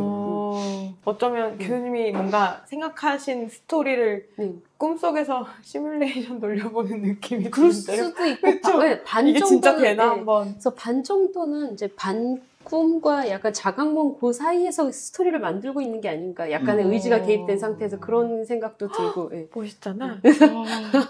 굉장히 흥미로워서 그 읽어봐야 되겠어요. 네, 가능하다. 자각몽 가능하고 유도하는 기법도 있고 네, 그리고 자각몽의 치료 효과도 있어요. PTSD나 이 공포증 같은 거를 자각몽 속에서 극복하는 그런 내가 이제 그 관리할 수 있으니까 꿈을 그 숨 그거 문 열고 들어가서 앉아버리세요. 들어가서 앉아버리세요. 비키세요. 왜냐면 여기 나의 꿈이고. 그러니까, 그 다음에 뭐 냄새, 소리, 빛 같은 외부 자극으로도 꿈 내용에 영향을 받는데요. 그럴 것 같아요. 생각해보면. 특히 먹는 거 이제 냄새 맡으면 꿈속에서 먹게 되는 뭐 그런 그쵸. 그 정도 경험들은 우리가 있잖아요. 그 외에도 많은 얘기가 있습니다. 꿈 속에서 행동 장애가 생겨나면 이게 파킨슨 병 같은 그 신경퇴행성 질환이나 알츠하이머의 이제 증세들의 그 어떤 예고나 전조일 수 있다라는 그런 거 비슷한 현상들이 꿈에서도 나타나는 거죠. 이제 몸 움직임이라든가 뭐 기억력이 좀 짧아진다거나 등등의 여러 가지 상황들. 그리고 이제 뭐 꿈 해석에 대한 얘기들, 뭐 프로이트식 해석도 있고 여러 가지 그 해석들 있지 않습니까? 프로이트는 굉장히 상징을 얘기를 많이 하잖아요. 그쵸. 뭐 융도 그렇고. 근데 사실은 개인의 경험이나 감정에 기반된 해석이 더 중요하다. 되게 현대적인 해석이라고 보여지고요. 그래서 재미있는 책입니다. 한번 들어봤지만, 예, 굉장히 흥미로운. 꿈을 안 꾸는 사람은 없기 때문에 굉장히 재미있는 책이고, 저희가 또, 책 광고를 드렸지만은, 저희 사람들 회원 여러분들께 항상 책을 드리고 있어요. 그래서 총 10분의 사람들 여러분께 이 책을 보내드립니다. 좋겠다. 10분밖에 안 드리니까, 기다리지 마시고 사십시오. 와. 왜냐하면 광고 효과가 없어질 수 있어요, 이러시면. 그렇구나. 네. 신청 기간은 2024년 7월 19일, 지금 오늘 방송이 나간 날입니다. 금요일부터 7월 28일 자정, 일요일날 자정까지고요. 열흘 좀 남짓 정도 지금 저희가 이벤트를 항상 하고 있고, 당첨자 발표는 2024년 7월 29일, 그 다음 날 당첨자 개별 연락 드립니다. 그러니까 연락 받으시면 당첨된 거예요. 그리고 응모 방법은 항상 똑같습니다. 홈페이지, 저희 사람들만 할 수 있죠. 저희 회원들. 홈페이지에 사람들만 이벤트 게시글과 뉴스레터에 이제 저희 링크가 가니까 사람들이 받아보시는 뉴스레터 링크를 찍고 들어가셔서 응모를 하시면 됩니다. 이거를 실제로 책들을 많이 받고 계시고 정말로 받아서 이제 저희 단톡방에는 여기저기 인증 많이 하세요. 요즘 책값이 얼마입니까? 이런 거 지금. 한 2만 원 하지 않나요? 18,000원 정도 하는데. 거의 2만 원이죠. 그럼에도 불구하고 사실이라는 얘기 드리는 거고, 비싼 사실 그렇게 이해하시면 안 돼요. 예. 그러니까 기다리지 마시고. 늦을 때마다 한 번씩 딱딱 찔러주시는 좋네요. 네. 여하튼, 재밌는 책이니까 구입해 보시고, 사람들 여러분은 우리 회원분들에만 해당이 되는 겁니다. 네. 항상 아시는 대로 그렇게 응모해 주시면 저희가 10분에게 보내드리도록 하겠습니다. 자, 전 교수님은 지금 보니 늑대인간이라고 써져 있네요. 늑대인간 최고 아닌가요? 늑대인간 최고죠. 네, 늑대인간에 대해서 얘기해 주실 것인 거죠? 네, 그렇습니다. 늑대인간에 대해서 얘기할 생각입니다. 진짜 이 부분은 정말 과학은 아닌 것 같다. 네, 그렇죠. 아니, 근데 과학으로 어떻게든 마무리하려고. 한번 어떻게 하시는지 좀 지켜보도록 하죠.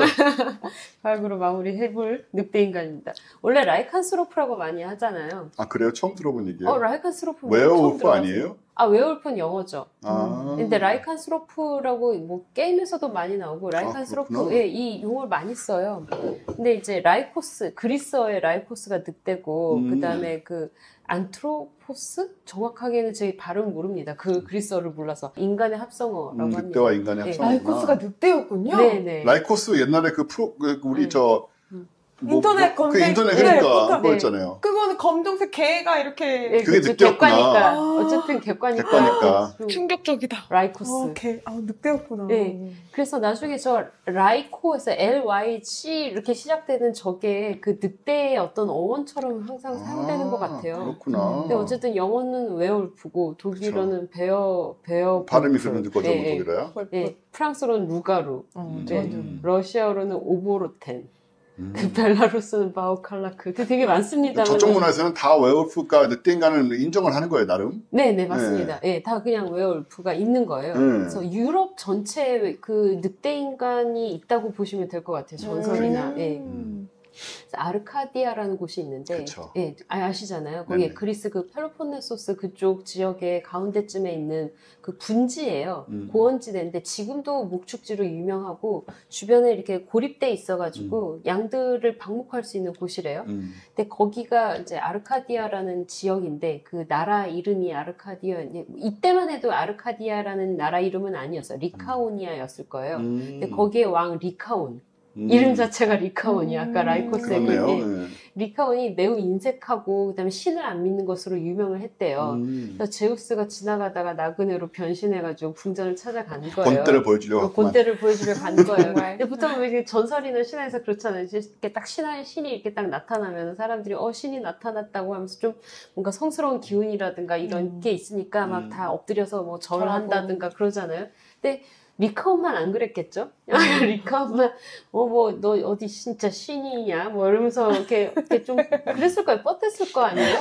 그러니까 이제 제우스가 좀 화가 나서 이렇게 너 나그네인지 신인지 한번 알아보겠어 하면서 제우스한테 시험을 하겠다고 포로를 잡아서 요리를 해서 낸 거예요. 사람을 막 찌고 굽고 해가지고 낸 거죠. 그래서 제우스가 이거 인육이란 걸 알아보고 화가 나서 이 궁전을 이렇게 불로 그러죠? 아니요, 그쵸. 이제 불길로 이렇게 화마를 분노의 징벌의 불을 떨어뜨린 거죠. 그래서 리카온에게는 50명의 아들들이 있었는데 49명이 죽습니다. 그래서 막내만 남았어요. 막내가 이제 니크티모스를 제외하고 나머지가 다 죽고, 그래서 리카온이 무서워서 들판으로 도망쳤는데 제우스가 거기다가 또 늑대로 변하는 징벌을 내린 거죠. 그래서 저주를 받았어요. 여기서부터 저주가 시작이 되는구나. 네, 그래서 이 사람 리카온, 이 늑대인간 리카온, 이 이름에서부터 벌써 전설의 그 시작이 느껴지지 않나요? 라이코스와 리카온과. 실제로 아르카디아의 리카이오스 산에서는 제우스제를 지내는데 그때 인신공양 풍습이 있었다고는 해요. 그래서 그런 것들이 이거저거 섞여서 만들어진 어떤 신화가 아니겠느냐. 인신공양했다가 벌 받았으면서 또 인신공양 관습을 유지한다고요? 아니, 벌받은 게 아니라 원래 있었던 건데 그거에 대한 어떤 제우스 신의 어떤 벌이 있었던 게 아닌가. 아마도. 네. 어차피 뭐 모두가 사실이 아닐 테니. 모든 것이 사실이 아닐 그렇게 것입니다. 중요한 사람들이 어떤 것이 선후 관계인지는 아무것도 중요하지 않지만 어쨌든 묶어보니 그렇다. 어쨌든 그런 그 늑대 인간에 대한 기록에 대해서 이렇게 그리스 로마 신화도 있는데 정말로 오래 가보면 메소포타미아에도 있었다고는 해요. 그래서 이게 늑대 인간에 대해서는 원래 그냥 포크로어잖아요. 그냥 이제 전설인 거고 유럽 전 지역에 그냥 있었던 그런 것인데 이게 중세쯤 가면은 그 마녀 재판이랑 엮이면서 실제로 재판 기록으로 등장해요. 잡아가지고 막 재판한 거예요. 네, 늑대 인간을. 이건 늑대 인간이다. 그래서 잡아서 우리는 마녀 재판, 마녀 사냥 이거는 굉장히 익숙한 일인데 그 늑대 인간 재판에 대해서는 잘 모르잖아요. 그러게요. 근데 실제로는 같이 일어났다고 보면 됩니다. 15세기 초에 스위스 발레 지역에서 마녀 재판 때 함께 그 늑대 인간 재판도 같이 있었다고 해요. 근데 이때 시행이 되면서 16세기에는 뭐 프랑스, 독일, 네덜란드, 뭐 리보니아 지역으로 막 퍼졌다가 17세기 정점을 찍었대요. 근데 생각해 보시면 아시겠지만 뭐 14세기, 15세기는 뭐 중세 끝물이에요. 르네상스 시대가 막 시작될 때잖아요. 특히 이제 17세기 정점을 찍고 18세기에 잦아들었다라고 하는 걸 보면은 르네상스도 진짜 화려하게 다 지나가고 그때 얘네는 여전히 동시에 중세 때 풍습을 계속 유지하고 있었다라고 할 수 있는 거죠. 마녀사냥도 그랬어요. 마녀사냥도 마녀사냥이 실제로 시행될 때가 르네상스 시대예요. 네, 그리고 미국으로 넘어가서 미국 개신교도들도 마녀사냥 많이 했어요. 네, 그러니까 오히려 뭐 중세 때 마녀사냥 이미지가 우리가 항상 세긴 하는데 중세 뭐 초기나 중기는 없었던 것 같고요. 그러니까 생각해보면 14세기, 15세기, 16세기 이렇게 보시면 될 것 같아요. 말도 안 되는 시기에 동시에 마녀사냥이 생겼던 거죠. 그 유튜브로 보시는 분들은 보이시겠지만 율리히의 암늑대들 쉬울브스라고 해가지고 1591년 작품입니다. 보시면 이 늑대 인간들도 여성이에요? 네. 위에 여기 얼굴이 늑대 얼굴들로 되어 있는 것 같아요. 그래서 막 이 여성들이 이제 늑대로 변해갖고 마을 주민들을 공격하고 목축들, 가축들을 이제 잡아먹고 그랬다고 붙잡혀가지고 마녀 사냥 겸해서. 늑대는 최소한 남자들이어야 되지 않나? 여러 가지 의미에서? 근데 그쵸. 근데 마녀도 남자 마녀 있어요. 그건 그렇죠. 그쵸. 맞아요. 근데 이제 많은 경우가 마녀라고 하면 보통 많은 경우가 대부분이 여자고, 늑대 인간의 경우는 여자 늑대도 있지만, 쉬울부스라고 해서 여자 늑대도 있지만, 대부분의 경우가 남자이긴 하죠. 이게 번역의 문제인데, 그 위치하고 위저드인데, 우리 위치는 마녀라고 보니까 좀 위저드는 마법사라고 번역을 하기 때문에 그 이미지가 없어져 버려요. 그 마녀 재판의 이미지가. 근데 사실은 이제 단어를 따지면은, 남자 마녀란 말은 이상한 말이니까 남자 그 위저드들도 이제 재판을 받아서 처형된 경우들이 많이 있었다. 맞아요. 맞아. 네. 맞아. 마녀 만함. 만함이죠. 만함이네요. 마녀 만함. 그래서 굉장히 많아요. 재판 기록이 정말 많아서 다 가지고 올 수는 없었고 조금 유명한 것들만 가지고 와봤거든요. 여기는 이제 베드버그의 늑대인간이라고 해서 피터 스텀프 기록이 있어요. 베드버그의 늑대인간. 빈대 아닌가? 빈대 아닌가? 그쵸. 베드버그. 철자가 다른 거겠죠? 다른 거겠죠? 찾아보진 않았어요. 피터 스톰프는 찾아봤습니다. 피터 스톰프는 실제 늑대인간으로 기소된 독일의 연쇄살인범이었대요. 13명의 아이들하고 2명의 임산부를 죽였다고 자백을 했답니다. 근데 결국 그래서 이게 바퀴 묶인 채로 산채로 가죽이 벗겨지고 창수당해서 불에 타 죽었는데 여러 가지 방식으로 죽었군요. 네, 이게 1589년 그 피터 스텀프의 처형을 묘사한 루카스 마이어의 합성 목판화 그림이 있어요. 그걸 보시면 그 옛날 그림 특유의 시간차 우리가 한순간을 딱 묘사한 게 아니라 그 시간에 어떤 리니어한 걸 다 집어넣는 그림 한 장에 다 들어있는 1단계, 2단계, 3단계. 그래서 보면은 저기 가죽 목 껴가지고 가죽 벗겨지는 거 저기서 이렇게 목 잘리는 것도 이제 2단계로 그려져 있잖아요. 잘리고 그다음에 저기 이제 시체가 질질 끌려가서 불에 타는 것까지 이렇게 해서 저기 뒤에 늑대 인간이 돼서 저기 사람들을 공격하는 것도 뒤에 야, 다 들어있네 진짜. 왜 일대기가 다 들어있네요. 일대기가 다 들어져 있.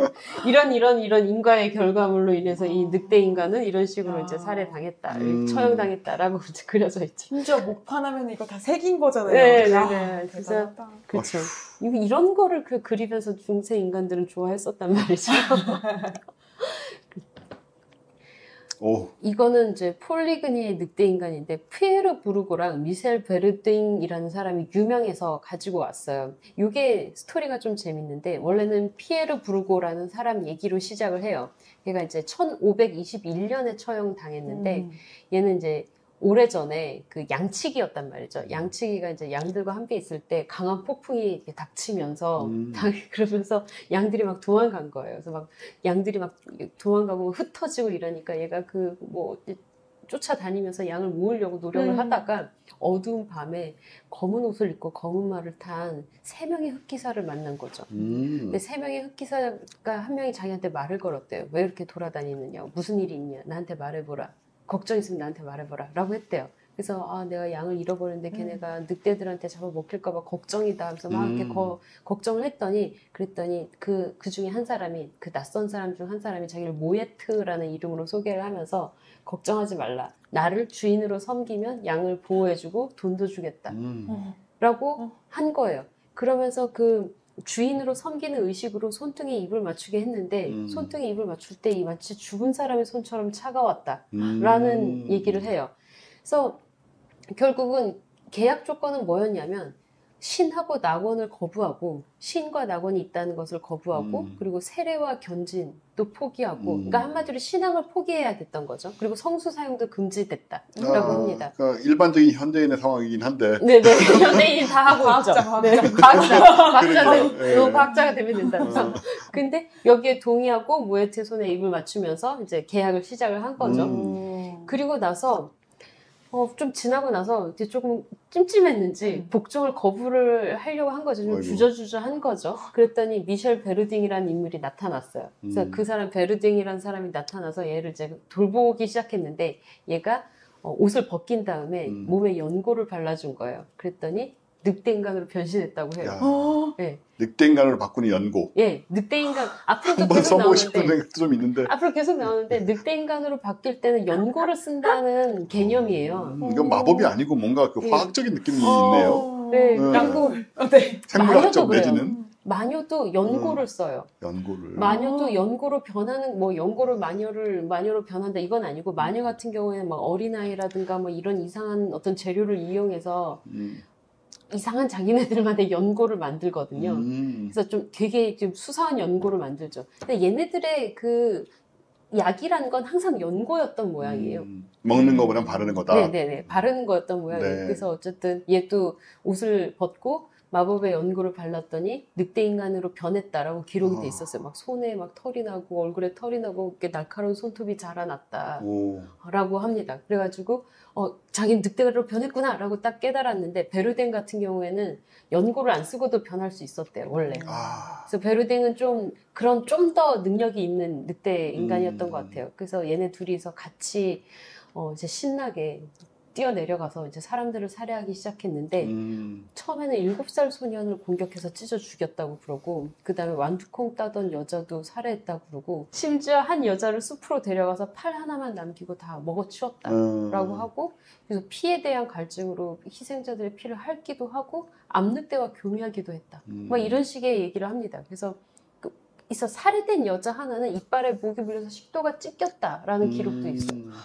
그래서 그야말로 늑대처럼. 네네. 이들의 행위는 어떻게 발견됐냐면 베르댕이 한 여행자에게 달려들었는데 이 여행자가 좀 이렇게 싸움을 잘했나 봐요. 그래서 그의 반격을 받고 지리멸렬하게 부상을 당하면서 그러면 안 되지. 그래서 여행자는 여기서 끝나지 않고 이놈을 잡아야 되겠다라고 하면서 핏자국을 따라서 추적해 왔다고 합니다. 그래서 오두막까지 들어왔는데 오두막을 열어보니까 베르댕이 이제 사람의 모습으로 하고 있었고 변해 있었고 아내가 치료해주고 있었대요. 심지어 아내가 있었어. 아내도 있었어. 아내는 몰랐나 보네요. 모르죠. 아무것도 모릅니다. 네. 어쨌든 아내가 치료해주고 있는 그 남편을 발견하고 이런 식으로 잡혔습니다. 이 둘은 이렇게 잡혔어요. 그래서 이 재판은 프랑스 콩테의 플리니에 있는 도미니크 수도원의 수도 원장인 장 보댕이 이 재판을 열었고 사형 선고를 받아서 죽었습니다. 야, 그러면 베르댕 씨는 막 뭐 공격해서 뭐 찢어 죽이고 살해했는데 여행자한테 이렇게 맞아가지고 토닥토닥 맞아서 상처를 입고 다시 변신하기는커녕 사형을 당했다. 네. 그러니까 여행자가 엄청 강했던가 아니면은 생각보다 약해서 애나 여자들만 쥐고 다니다가 남자한테 걸려가지고 센 남자한테 걸려가지고 그래서 이걸 끝까지 보면서 저도 놀라운 게 있는데 이 늑대 인간들이 주로 잡아먹고 공격한 건 어린 아이들이에요. 어린 아이들하고 여자들. 그래서 남자한테 덤볐다가 이렇게 당하는 것을 보면은 어쩌면 늑대 인간들의 그 어떤 공격력이 의외로 크지 않았다. 성인 남자보다 못하지 않았나. 그러니까 그럴 수 있고. 막 사자, 호랑이, 곰 이 정도가 아니라 치타 수준이 아니었어요. 늑대도 아니고 그냥 사람과 비슷한 약한 남자. 약한 남자 중에서도 약한 남자였을 수 있고. 네. 늑대 상태는 이제 그 연고가 가진 그 독성과 알레르기로 인해. 그래서 털이 났을 뿐. 그냥 외모가 변한 거 뿐이지. 근데 본인이 이제 남자다. 그런 상상을 하면서 자기가. 이 녀석들 안 되겠고. 그럴 수도 있다는 생각이 드네요. 그래서 이 연쇄살인마라고는 하는데, 그 연쇄살인마를 붙잡아 놓고 늑대 인간이라는 죄목으로 많이 사형을 처했는데, 그 연쇄살인마의 피해자가 다 어린아이들이었다라는 대체로 어린아이들이더라고요. 그러니까. 남자를 공격한 경우가 별로 없어요. 그런 경우가 아주 특이하게 있긴 한데 어쨌든 대부분은 어린아이 아니면 여자. 그래서 뭐 늑대인간 도약 시합도 가끔 있었다고 해요. 이건 너무 재밌는 거라서 가져왔는데 한밤에 늑대인간들이 벌인다는 도약 시합이 있어요. 점프력을 서로 경쟁을 하는 경쟁하는 거군요. 거죠. 1858년 모리스 상드 농촌 지역의 옛날도 정설. 아니네 그렇게? 네. 그래서 보면은 공동묘지에 담벼락에 수천 마리의 늑대인간들이 모여서 서로 저마다 도약의 민첩성을 뽐낸다라고 적혀 있습니다. 수천 마리? 수천 마리라고 그렇죠. 합니다. 모이기도 쉽지 않을 텐데 저 네. 공동묘지 담벼락이 얼마나 큰지 모르겠지만 그러니까 그냥 밤에 공원 가면 댕댕이들 데리고 산책 나오신 분들. 그렇죠. 그때 수천 마리를 수는 없을 것 같은데 그냥 농촌 지역의 전설이라고 하니까 네. 저는 계속 이렇게 느껴져요. 그 왜 삼국지에서 10만 대군이 정말 10만이었나라는 100만 대군. 100만 대군, 10만 대군 이 모든 것이 정말 10만인가 100만인가 싶은 게 100만 대군을 계산을 해보면 네. 그 100만 대군을 먹이고 뭐 재우고 뭐 이런 걸 생각을 해보면 그림이 안 나오긴 하거든요. 그림이 안 나와요. 네. 그림이 안 나온다고. 그 숫자에 대한 개념 없이 그냥 대충 100만이면 가장 많음. 약간 이런 개념 아니었나 계속 그런 생각이 듭니다. 이거는 샬롱의 늑대인간인데 이게 진짜 유명한 늑대인간 전설이에요. 전설이 아니고 실화입니다. 실화라고요? 네. 니콜라 다몽이라는 어떤 재단사인데 파리에서 온 재단사 얘기인데 진짜 유명해요. 그래서 샬롱의 재단사, 샬롱의 늑대인간, 샬롱의 악마 재단사 등의 이름을 가지고 있어요. 샬롱에 자기의 작업장을 두고 재단사로 활동을 했는데 어린아이들을 유혹해가지고 자기의 재단소로 유인해갖고 성적 학대를 가한 다음에 살해한 뒤 그다음에 먹고 뼈는 지하실에 두었다고 해요. 그래서 굉장히 끔찍한 사건이죠. 굉장히 끔찍한 사건이고 그래서 숲에서 또 늑대의 모습으로 어린애를 뭐 사냥해서 뭐 먹었다 뭐 이런 얘기도 있는데 기본적으로 얘의 혐의는 제 지하실에 발견된 뼈입니다. 애기들 뼈. 그래서 당국이 그 재단점을 수색했을 때 지하실에서 아이들의 표백된 뼈를 발견했어요. 가득 찬 그 뼈로 가득 찬 변태 살인마네요. 네. 발견했고 그래서 니콜라 다몽은 법정에서 범죄를 자백했는데 이게 너무너무 내용이 끔찍해서 법정은 그 문서를 파기하라고 알려져서는 안 된다면서 파기하라고 했다고 전해질 정도입니다. 그래서 알려진 건 뭐 몇 건인지는 알 수 없는데 보통 10건에서 48건 아니겠느냐라고 추측을 하는 것 같아요. 그래서 살인, 식인 풍습, 늑대인간이라는 죄로 사형을 선고받고 화형대에서 산채로 불태워서 처형이 됐는데 이제 그게 1598년에 일어났던 좀 옛날 얘기네요. 예. 그래서 그래도 막 전설에 따르면 뭐 불태워졌을 때 저주를 퍼붓고 악마를 불렀다고 하는데 이건 그냥 정말 전설인 것 같고. 뭐 악마를 불러도 왔어야 말이죠. 뭐. 그러니까 안 왔죠. 안 오고 그냥 태워. 소리만 질렀겠지. 네. 그래서 결국은 이런 식의 늑대인간 전설들이 인육을 하는 사람들과 인육의 습성이 있는 사람들과 어린애들을 잡아먹는 사람들과 이런 어떤 연쇄살인마들이 잡히면 늑대인간 혐의를 같이 받는 게 아닌가라는 그런 것 같네요. 특히 네. 이거 같은 경우에는. 네. 굉장히 유명한 일화예요. 그리고 뭔가 그 정상적인 사람이라면 이런 일을 할 리가 없다라는 그런 그쵸. 어떤 그 바램이나 편견 같은 게 작용을 해서 이게 사람일 리가 없지 않냐. 그러니까 이런 거는 뭐 괴물일 수밖에 없는 거니까 이거는 늑대인간이겠지. 예. 뭔가 저주를 받았든가 늑대인간 이건 사람이 아니다라고 그러니까 생각을 했던 것 같아요. 내면뿐만 아니고 이제 외면적으로도 사실은 네. 괴물이다라는 식으로 생각을 해야만 했다. 네. 그런 저도 그렇게 생각해요. 말씀하시는 거 들으면서 사실은 한 집만으로도 이미 사형 선고가 충분한데 왜 거기에 늑대인간이라는 제목을 더 덧붙였을까 궁금했거든요. 네. 근데 또 파크님 말씀 듣고 보니 그런 이미지까지 더 덧붙였겠네요. 특히 이제 종교 시대에는 안 되니까. 더더욱이나. 사람일 리 없다. 네. 그래서 종교가 있는 시대에 이런 게 사람이면 안 되는 거잖아요. 그러니까. 이거는 신이 만든 사람일 리가 없는 거죠. 아무리 생각해도. 그래서 늑대인간이란 게 개발돼서 필요했던 게 아닌가 싶어요. 그럴 수 있어요. 지는 그런 얘기였어요. 그리고 이거는 아마도 가장 어린 늑대인간 처형당한 이 늑대인간 중에서 가장 어린 소년이었지 않았을까 싶은데 고아 소년이었고 장그르니에라는 소년이었는데 1603년입니다. 그죠. 1603년이죠. 네네. 603년이라 잘못 썼습니다. 저렇게 오래된 얘기가 이렇게 구체적으로 전해질 리가 없으니까. 1603년입니다. 보통 이 늑대인간 처형설은 15세기, 16세기, 17세기라고 보시면 돼요. 네. 그래서 프랑스 도르도뉴 지방의 라 로슈샬라 출신의 13살 고아 소년 장 그르니에가 보르도의 재판에서 자기가 늑대인간임을 고백을 했는데 근데 아마 최연소일 거라고 13살이니까. 알려져 있고요. 얘가 숲의 주인이라고 불리는 흑기사를 만났다라고 합니다. 아까 그 흑기사 네. 그런. 네, 그리고 그에게 충성을 다짐했더니 연고를 전해받았다. 또다시. 네. 그래서 자랑스럽게 말했다고 해요. 근데 이게 항상 흑기사를 만나고 충성을 바치면 그다음에 연고를 받는다. 이게 약간 루틴이죠. 그러게요. 네. 그렇네, 진짜. 어쩌면 얘네들은 그냥 그 전설의 그 포크로 전설을 그냥 계속 머릿속에 두고 거기에 막 미쳐버린다든가 실제로 그걸 정말 믿어서 미쳐버린다든가 이럴 경우 그냥 그런 사람이 있는 게 아닌가? 망상에 빠지던가. 네, 망상에 빠져서 딜루전에 그러니까요. 빠져서 그래서 이 마술 연고와 늑대 가죽 망토를 사용해서 늑대 모습으로 변해서 짐승인간 9명과 뭐 다른 짐승인간이 있었대요. 다른 짐승인간 9명과 닥친 대로 사람을 해쳤다고 이제 본인이 자백을 했고 이걸 되게 자랑스럽게 말을 했다고 해요. 그래서 붙잡힌 후에도 막 네 발로 막 뛰어다니면서 법정을 뛰어다니면서 소녀가 맛이 좋았다. 막 이런 식으로 털어놓기도 했다고 합니다. 그렇다고 하면은 늑대 인간하고 소녀하고 숲하고 연결되는 우리는 하나의 동화가 떠오르잖아요. 그쵸, 빨간 그쵸. 망토. 아, 걔. 네. 그래서 빨간 망토의 전설이란 게 결국은 그냥 갑자기 그냥 허공에서 솟아난 게 아니다. 결국은 이 시대의 상이 반영된 어떤 동화가 아니겠느냐라는 생각이 듭니다. 그러게요. 네. 우리는 뭐 갑자기 엄마 대신 늑대가 와가지고 뭐 흰손 어쩌고 하는 거 보면은 네. 그냥 어린 때 봤으니까 그러긴 했지만 생각해보면은 좀 맥락이 없긴 하죠. 네. 근데 네. 말하는 늑대가 나타나서 그러니까. 소녀를 유인해서 잡아먹는다. 딱 요런 그림이네요. 네. 그리고 할머니도 잡아먹는다. 그 전반적으로 딱 우리가 알고 있는 그 동화 내용은 결국은 이 시대상을 반영한 게 아닌가. 늑대 인간의 그 네. 웨어울프예요. 예, 네. 그런 이미지를 네. 반영을 했다. 이 장그르니의 만화도 있어요.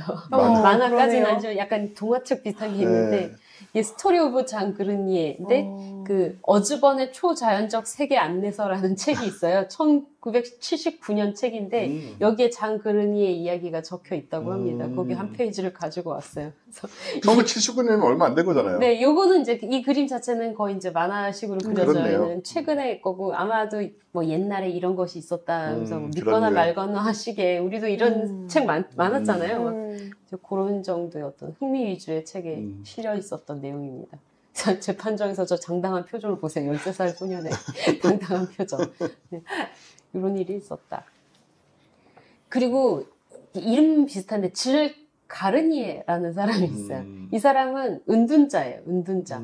돌 지역의 은둔자인데 이 사람은 1574년에 화형을 당했어요. 그래서 늑대 인간을 유죄 판결을 받았는데 이 사람도 프랑스의 연쇄 살인범입니다. 결국은 식인종이고 은둔자고 그리고 좀 생본호의 은둔자 또는 뭐 돌의 늑대 인간 등으로 알려져 있습니다. 그래서 프랑스 프랑슈콩테 지방에 뭐 돌이라는 마을이 있대요. 거기 외곽에서 사는 은둔자였는데 하필 이 사람이 그냥 혼자 은둔자면 혼자 살지 결혼을 한 모양이에요. 결혼을 했는데 뭔가 얘가 이제 남을 부양을 해본 적이 없다 보니까 아내를 부양을 못한 거죠. 근데 아내가 먹을 게 없어서 둘의 관계가 이제 정말 안 좋아졌대요. 불만이 굉장히 많아졌다고 해요. 아내가 이제 배가 고프다라고 해서 얘가 숲에서 사냥을 하러 숲으로 갔는데 거기서 유령이 나타났다고 합니다. 그래서 유령에게 고민을 털어놓았더니 이제 유령이 늑대로 변신할 수 있는 연고를 연고를 주었다고. 먹는 약 쪽이 훨씬 와닿을 것 같은데 느낌상으로는. 연고 말고 음식을 주라고. 그냥 밥을 주라고. 뭐 아니, 이렇게 뭐. 토끼라도 잡게 해주라고. 그러니까요. 그래서 연고를 받아서 그걸로 이제 늑대 인간이 돼서 그 다음부터 이제 살인 행각을 벌이기 시작했는데 보통 9살에서 12살 사이의 어린아이를 살해했다고 자백을 했는데 최소 4명 이상이었다고 하고 그래서 처음 살인이 10세 소녀를 포도원으로 끌고 가서 목 졸라 죽이고 그다음에 허벅지와 팔에서 살점을 뜯어서 먹고 그다음에 그 살을 이제 또 가져가서 아내한테 갖다 줘서 먹였다.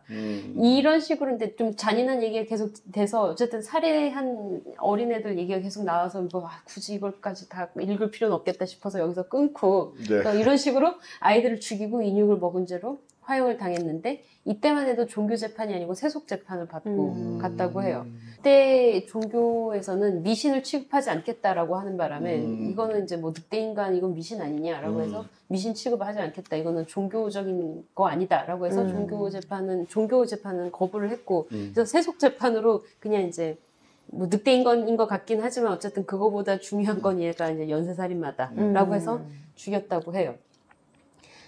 그래서 종교 재판이 항상 마녀랑 늑대 인간을 항상 재판을 했나라고 보면은 옛날 기록을 보면은 우리는 미신을 취급하지 않는다라고 재판이 이제 공개적으로 거부한 얘기가 꽤 있어요. 맞아요. 네, 네.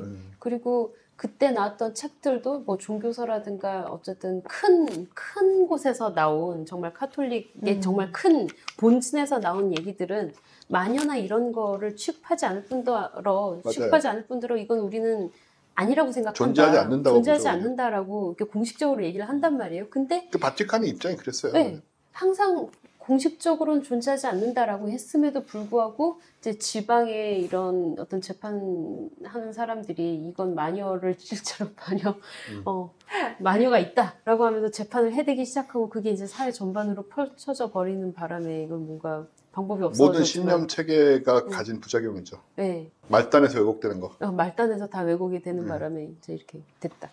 요거는 재밌는데 요거는 이제 실제로 늑대인간 한 명이 나타난 게 아니라 좀 재밌는 일화예요. 일화라고 해야 되나? 그냥 전설이에요. 그리프스발트라고 하는 독일의 마을이 있는데 1640년의 기록이에요. 독일 도시 기록이 있어요, 실제로. 독일 도시 그리프스발트가 늑대인간들에게 점령당했대요. 점령을 당했다? 네, 이제 늑대인간의 수가 압도적으로 많아진 거죠.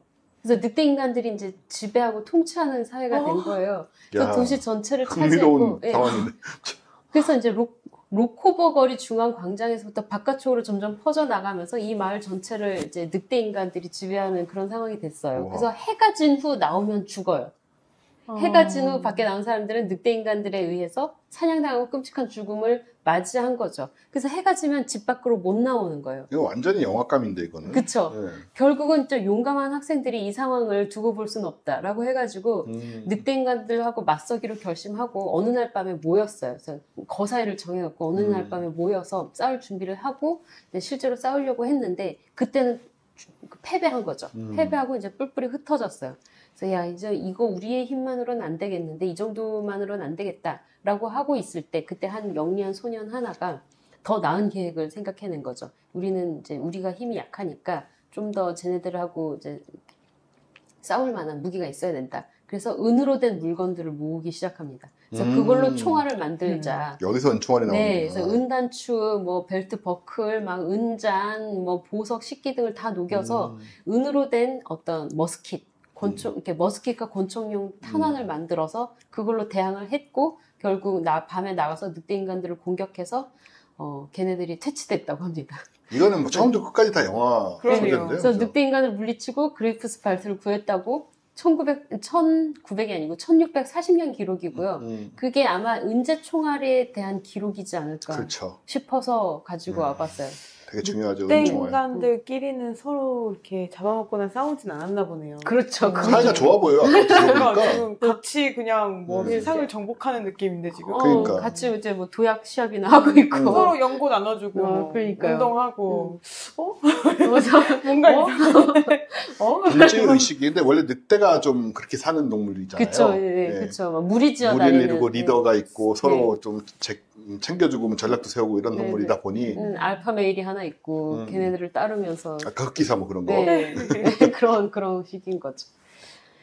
그래서 마지막 결론은 늑대인간에 대해서 중간에도 한번 말씀을 드렸지만 그 아이들만 사냥하는 그리고 인육을 먹는 그런 이상한 정신질환자나 어떤 연쇄살인마 있잖아요. 그리고 좀 성도착증을 가진 그런 연쇄살인마들을 이건 인간이 아니다 해서 늑대인간으로 생각한 것과 그리고 난광증이라는 정신질환이 있단 말이죠. 난광증? 네. 이 난광증이 뭐냐면 자기가 늑대라고 착각하는 병이래요. 늑대가 됐다. 늑대라고 착각하는 병이래요.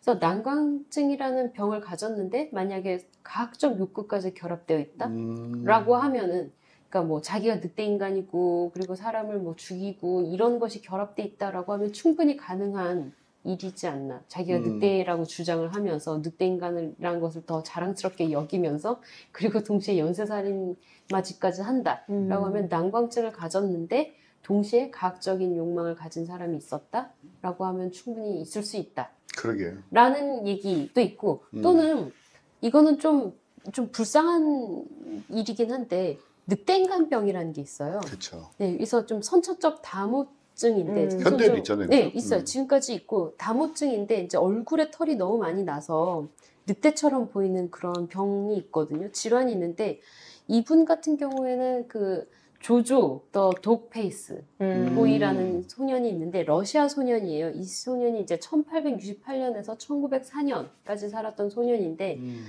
러시아 쇼 퍼포머였죠. 그렇겠죠. 프릭쇼 이런 거. 네, 프릭쇼에 아마 나온 어떤 퍼포머였을 텐데 다무증을 가지고 있어서 얼굴이 마치 강아지처럼 보인 거죠. 털이 많이 전체 나서. 털이 이렇게 네. 있으니까. 그래서 본인은 약간 무슨 테리어 종류라고 본인은 얘기를 했고 테리어 종류의 얼굴이라고 얘기를 했고 그리고 아버지도 있었는데 아버지도 이런 다무증을 가지고 있었어요. 네. 그래서 아버지는 또 아버지는 좀 푸들 닮았대요. 그래서 아버지는 푸들이고 본인은 요크셔 테리어 종류를 닮았다라고 하면서 이제 둘이 같이 쇼를 했다고 합니다. 프리쇼 같은 데서 했다고 해요.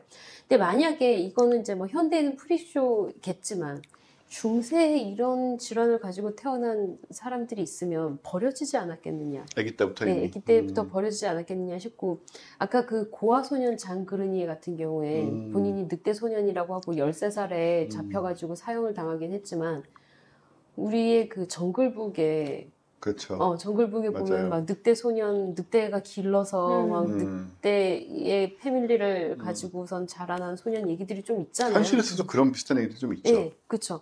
이런 것들이 다들 어디선가 다 이제 소스가 있었다라는 생각이 듭니다. 그런 얘기하고 저런 병하고 네. 뭐 살인자들 얘기가 뒤섞여가지고 그렇죠. 네. 늑대 인간이라는 존재가 형성이 됐다. 네. 근데 늑대 인간이라는 것에 대한 어떤 최초의 발상은 진짜 고대부터 있었고 그리스에도 있었고 그 메소포타미아 지역에서도 있었고 어떤 전설로도 있었는데 그거를 가져다가 전설로만 두지 않고 막 중세 시대에 막 그런 식으로 뭔가 질환이나 아니면 연쇄살인마 이런 거랑 같이 얽히면서 현대까지 오지 않았나 생각이 듭니다. 제가 과학적으로 끝낸다 그랬잖아요. 그렇네요. 진짜 나름 끝났네. 과학적으로 끝내고 있지 않나요? 과거에 비해서 훨씬 더 과학적으로 정리가 됐어요. 그렇죠. 사실 늑대 인간은 진짜로 좀 그런 면이 느껴져요. 예, 뭐 여러 가지로 아까 우리 얘기도 했지만은 사람들이 믿고 싶지 않은 인간의 어떤 일면들을 또 저쪽에 투사를 해버려야 되는 그런 상황들이 있었던 것 같고 사실은 마녀의 경우에는 오히려 나쁜 짓을 한 게 별로 없잖아요. 뭐 한 게 없잖아요. 한 게 없어. 마녀는 뭐 악한 한 게 없어. 기껏해야 다 루머고 그냥. 그러니까 가장 했다는 나쁜 짓 중에 하나가 기껏해야 그 마귀와 교미했다. 뭐 그런 류의 얘기인데 그건 뭐 어떻게 증명이 되는 건지 모르겠고. 나쁜 그러니까. 비를 쏟게 했다. 그러니까 이것처럼 마녀의 집에 갔더니 뭐 어린애 10명의 시신이 나오고 그런 얘기나 들어본 적이 별로 없거든요. 아, 그런 건 있어요. 실제로 아이를 죽인 증거는 없는데 뭐 마을에 어린아이가 너무 일찍 죽었다. 근데 돌연사를 많이 했잖아요. 그거는 다. 근데 그 마녀가 저주해서 죽였다. 이런 식으로 그냥 뒤집어 씌우는 거죠. 그러니까 네. 저런 건 다 루머란 말이에요. 근데 이거는 실체가 있는 살인극들이고 사실 좀 차이가 있고 마녀는 한 게 없어. 네, 마녀는 사실 한 게 없고 얘는 어쨌든 버린 일들이란 것들이 있어요. 늑대 인간은 아니었겠지만 버린 일들이라는 실체가 있어서 처형을 당한 케이스들이 또 꽤 이제 보이는 것 같고 그래서 아마도 이거는 뭐 사실로 정리가 그냥 될 수 있는 얘기가 아니겠느냐. 늑대 인간의 경우에는 우리가 뭐 지난번에 뭐 바다뱀이라는가 이런 건 정체가 좀 불확실하지만 이 경우는 좀 과학적으로 깔끔하게 정리가 되는 것 같아요. 네, 맞아요. 근데 해리포터에 봐도 이제 늑대 인간 나오는데 거기는 늑대 인간이 영화에서는 특히 되게 무섭게 생겨가지고 좀 이런 늑대 인간도 아니고 완전 괴물이거든요. 크고 되게 그런 존재로 나와서 뭐 어떻게 보면은 좀 잘못된 늑대 인간관을 현대 와서 새로 심어준 게 아닌가 생각도 좀 드는데 예, 늑대 인간은 우리가 전혜정 교수님이 오랜만에 그 과학적으로 미스터리에서 끝내지 않고 어느 정도 과학적으로 정리를 해주신 것 같습니다. 그리고 전투력도 대충 측정이 된다. 전투력 높지 성인 않다. 남자, 성인 남자보다 못하는 것 같다. 강한 성인 남자에 비해 못해서 어린 아이만 잡아먹는다. 그런 게 있잖아요. 사실 성인 남자들의 경우에 대부분 현대에도 성인 남자들을 상대로 살인극을 연쇄 살인극을 벌인 사람 거의 없어요.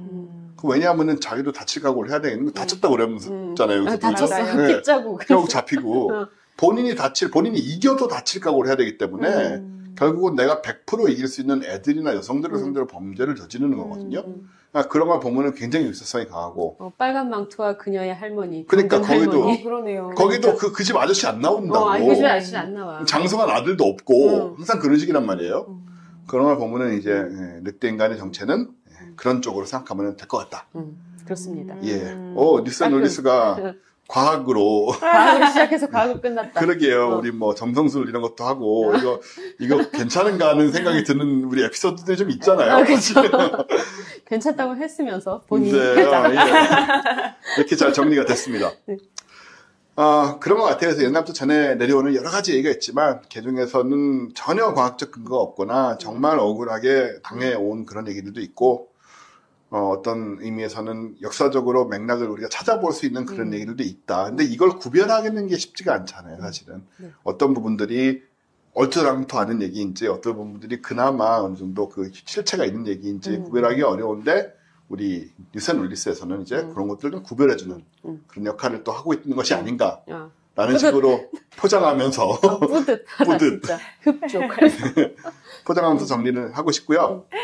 자, 오늘 얘기 여기서 이제 정리를 좀 하려고 하는데, 마지막으로 한번 다시 얘기를 드리면, 네 생각 학교라는 걸 하고 있다. 네는 이제 NI 영어를 써요, 사실은. 이게 중위법인데, 너의 생각이라는 의미도 있고, 네는 이제 내추럴 인텔리전스라는 것의 약자예요.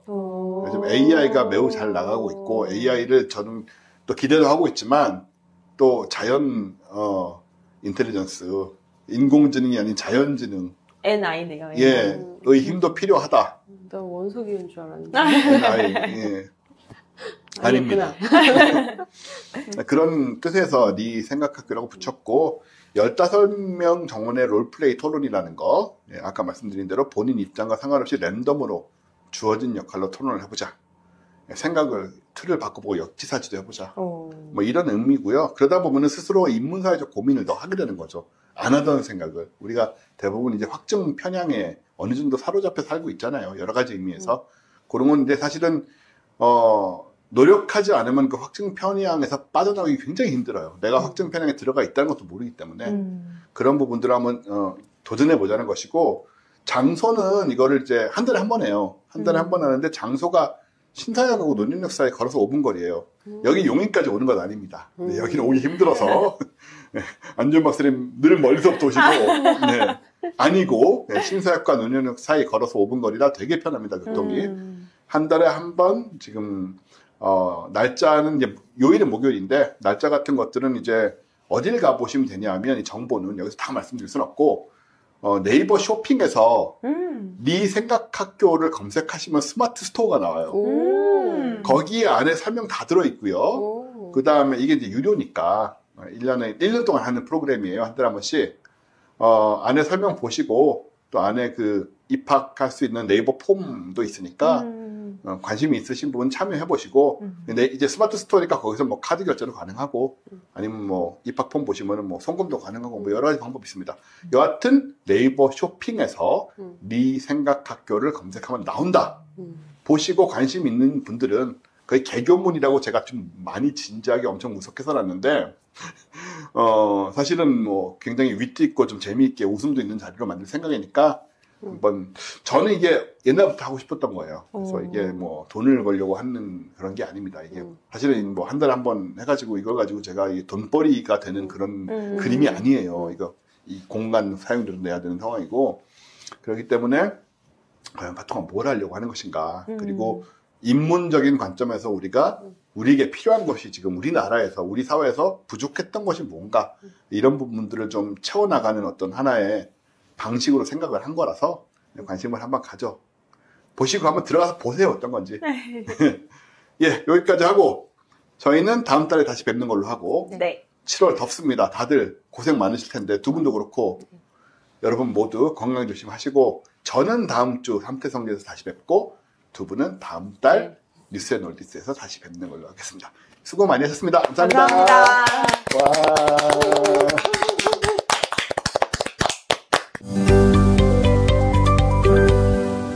과학하고 앉아있네.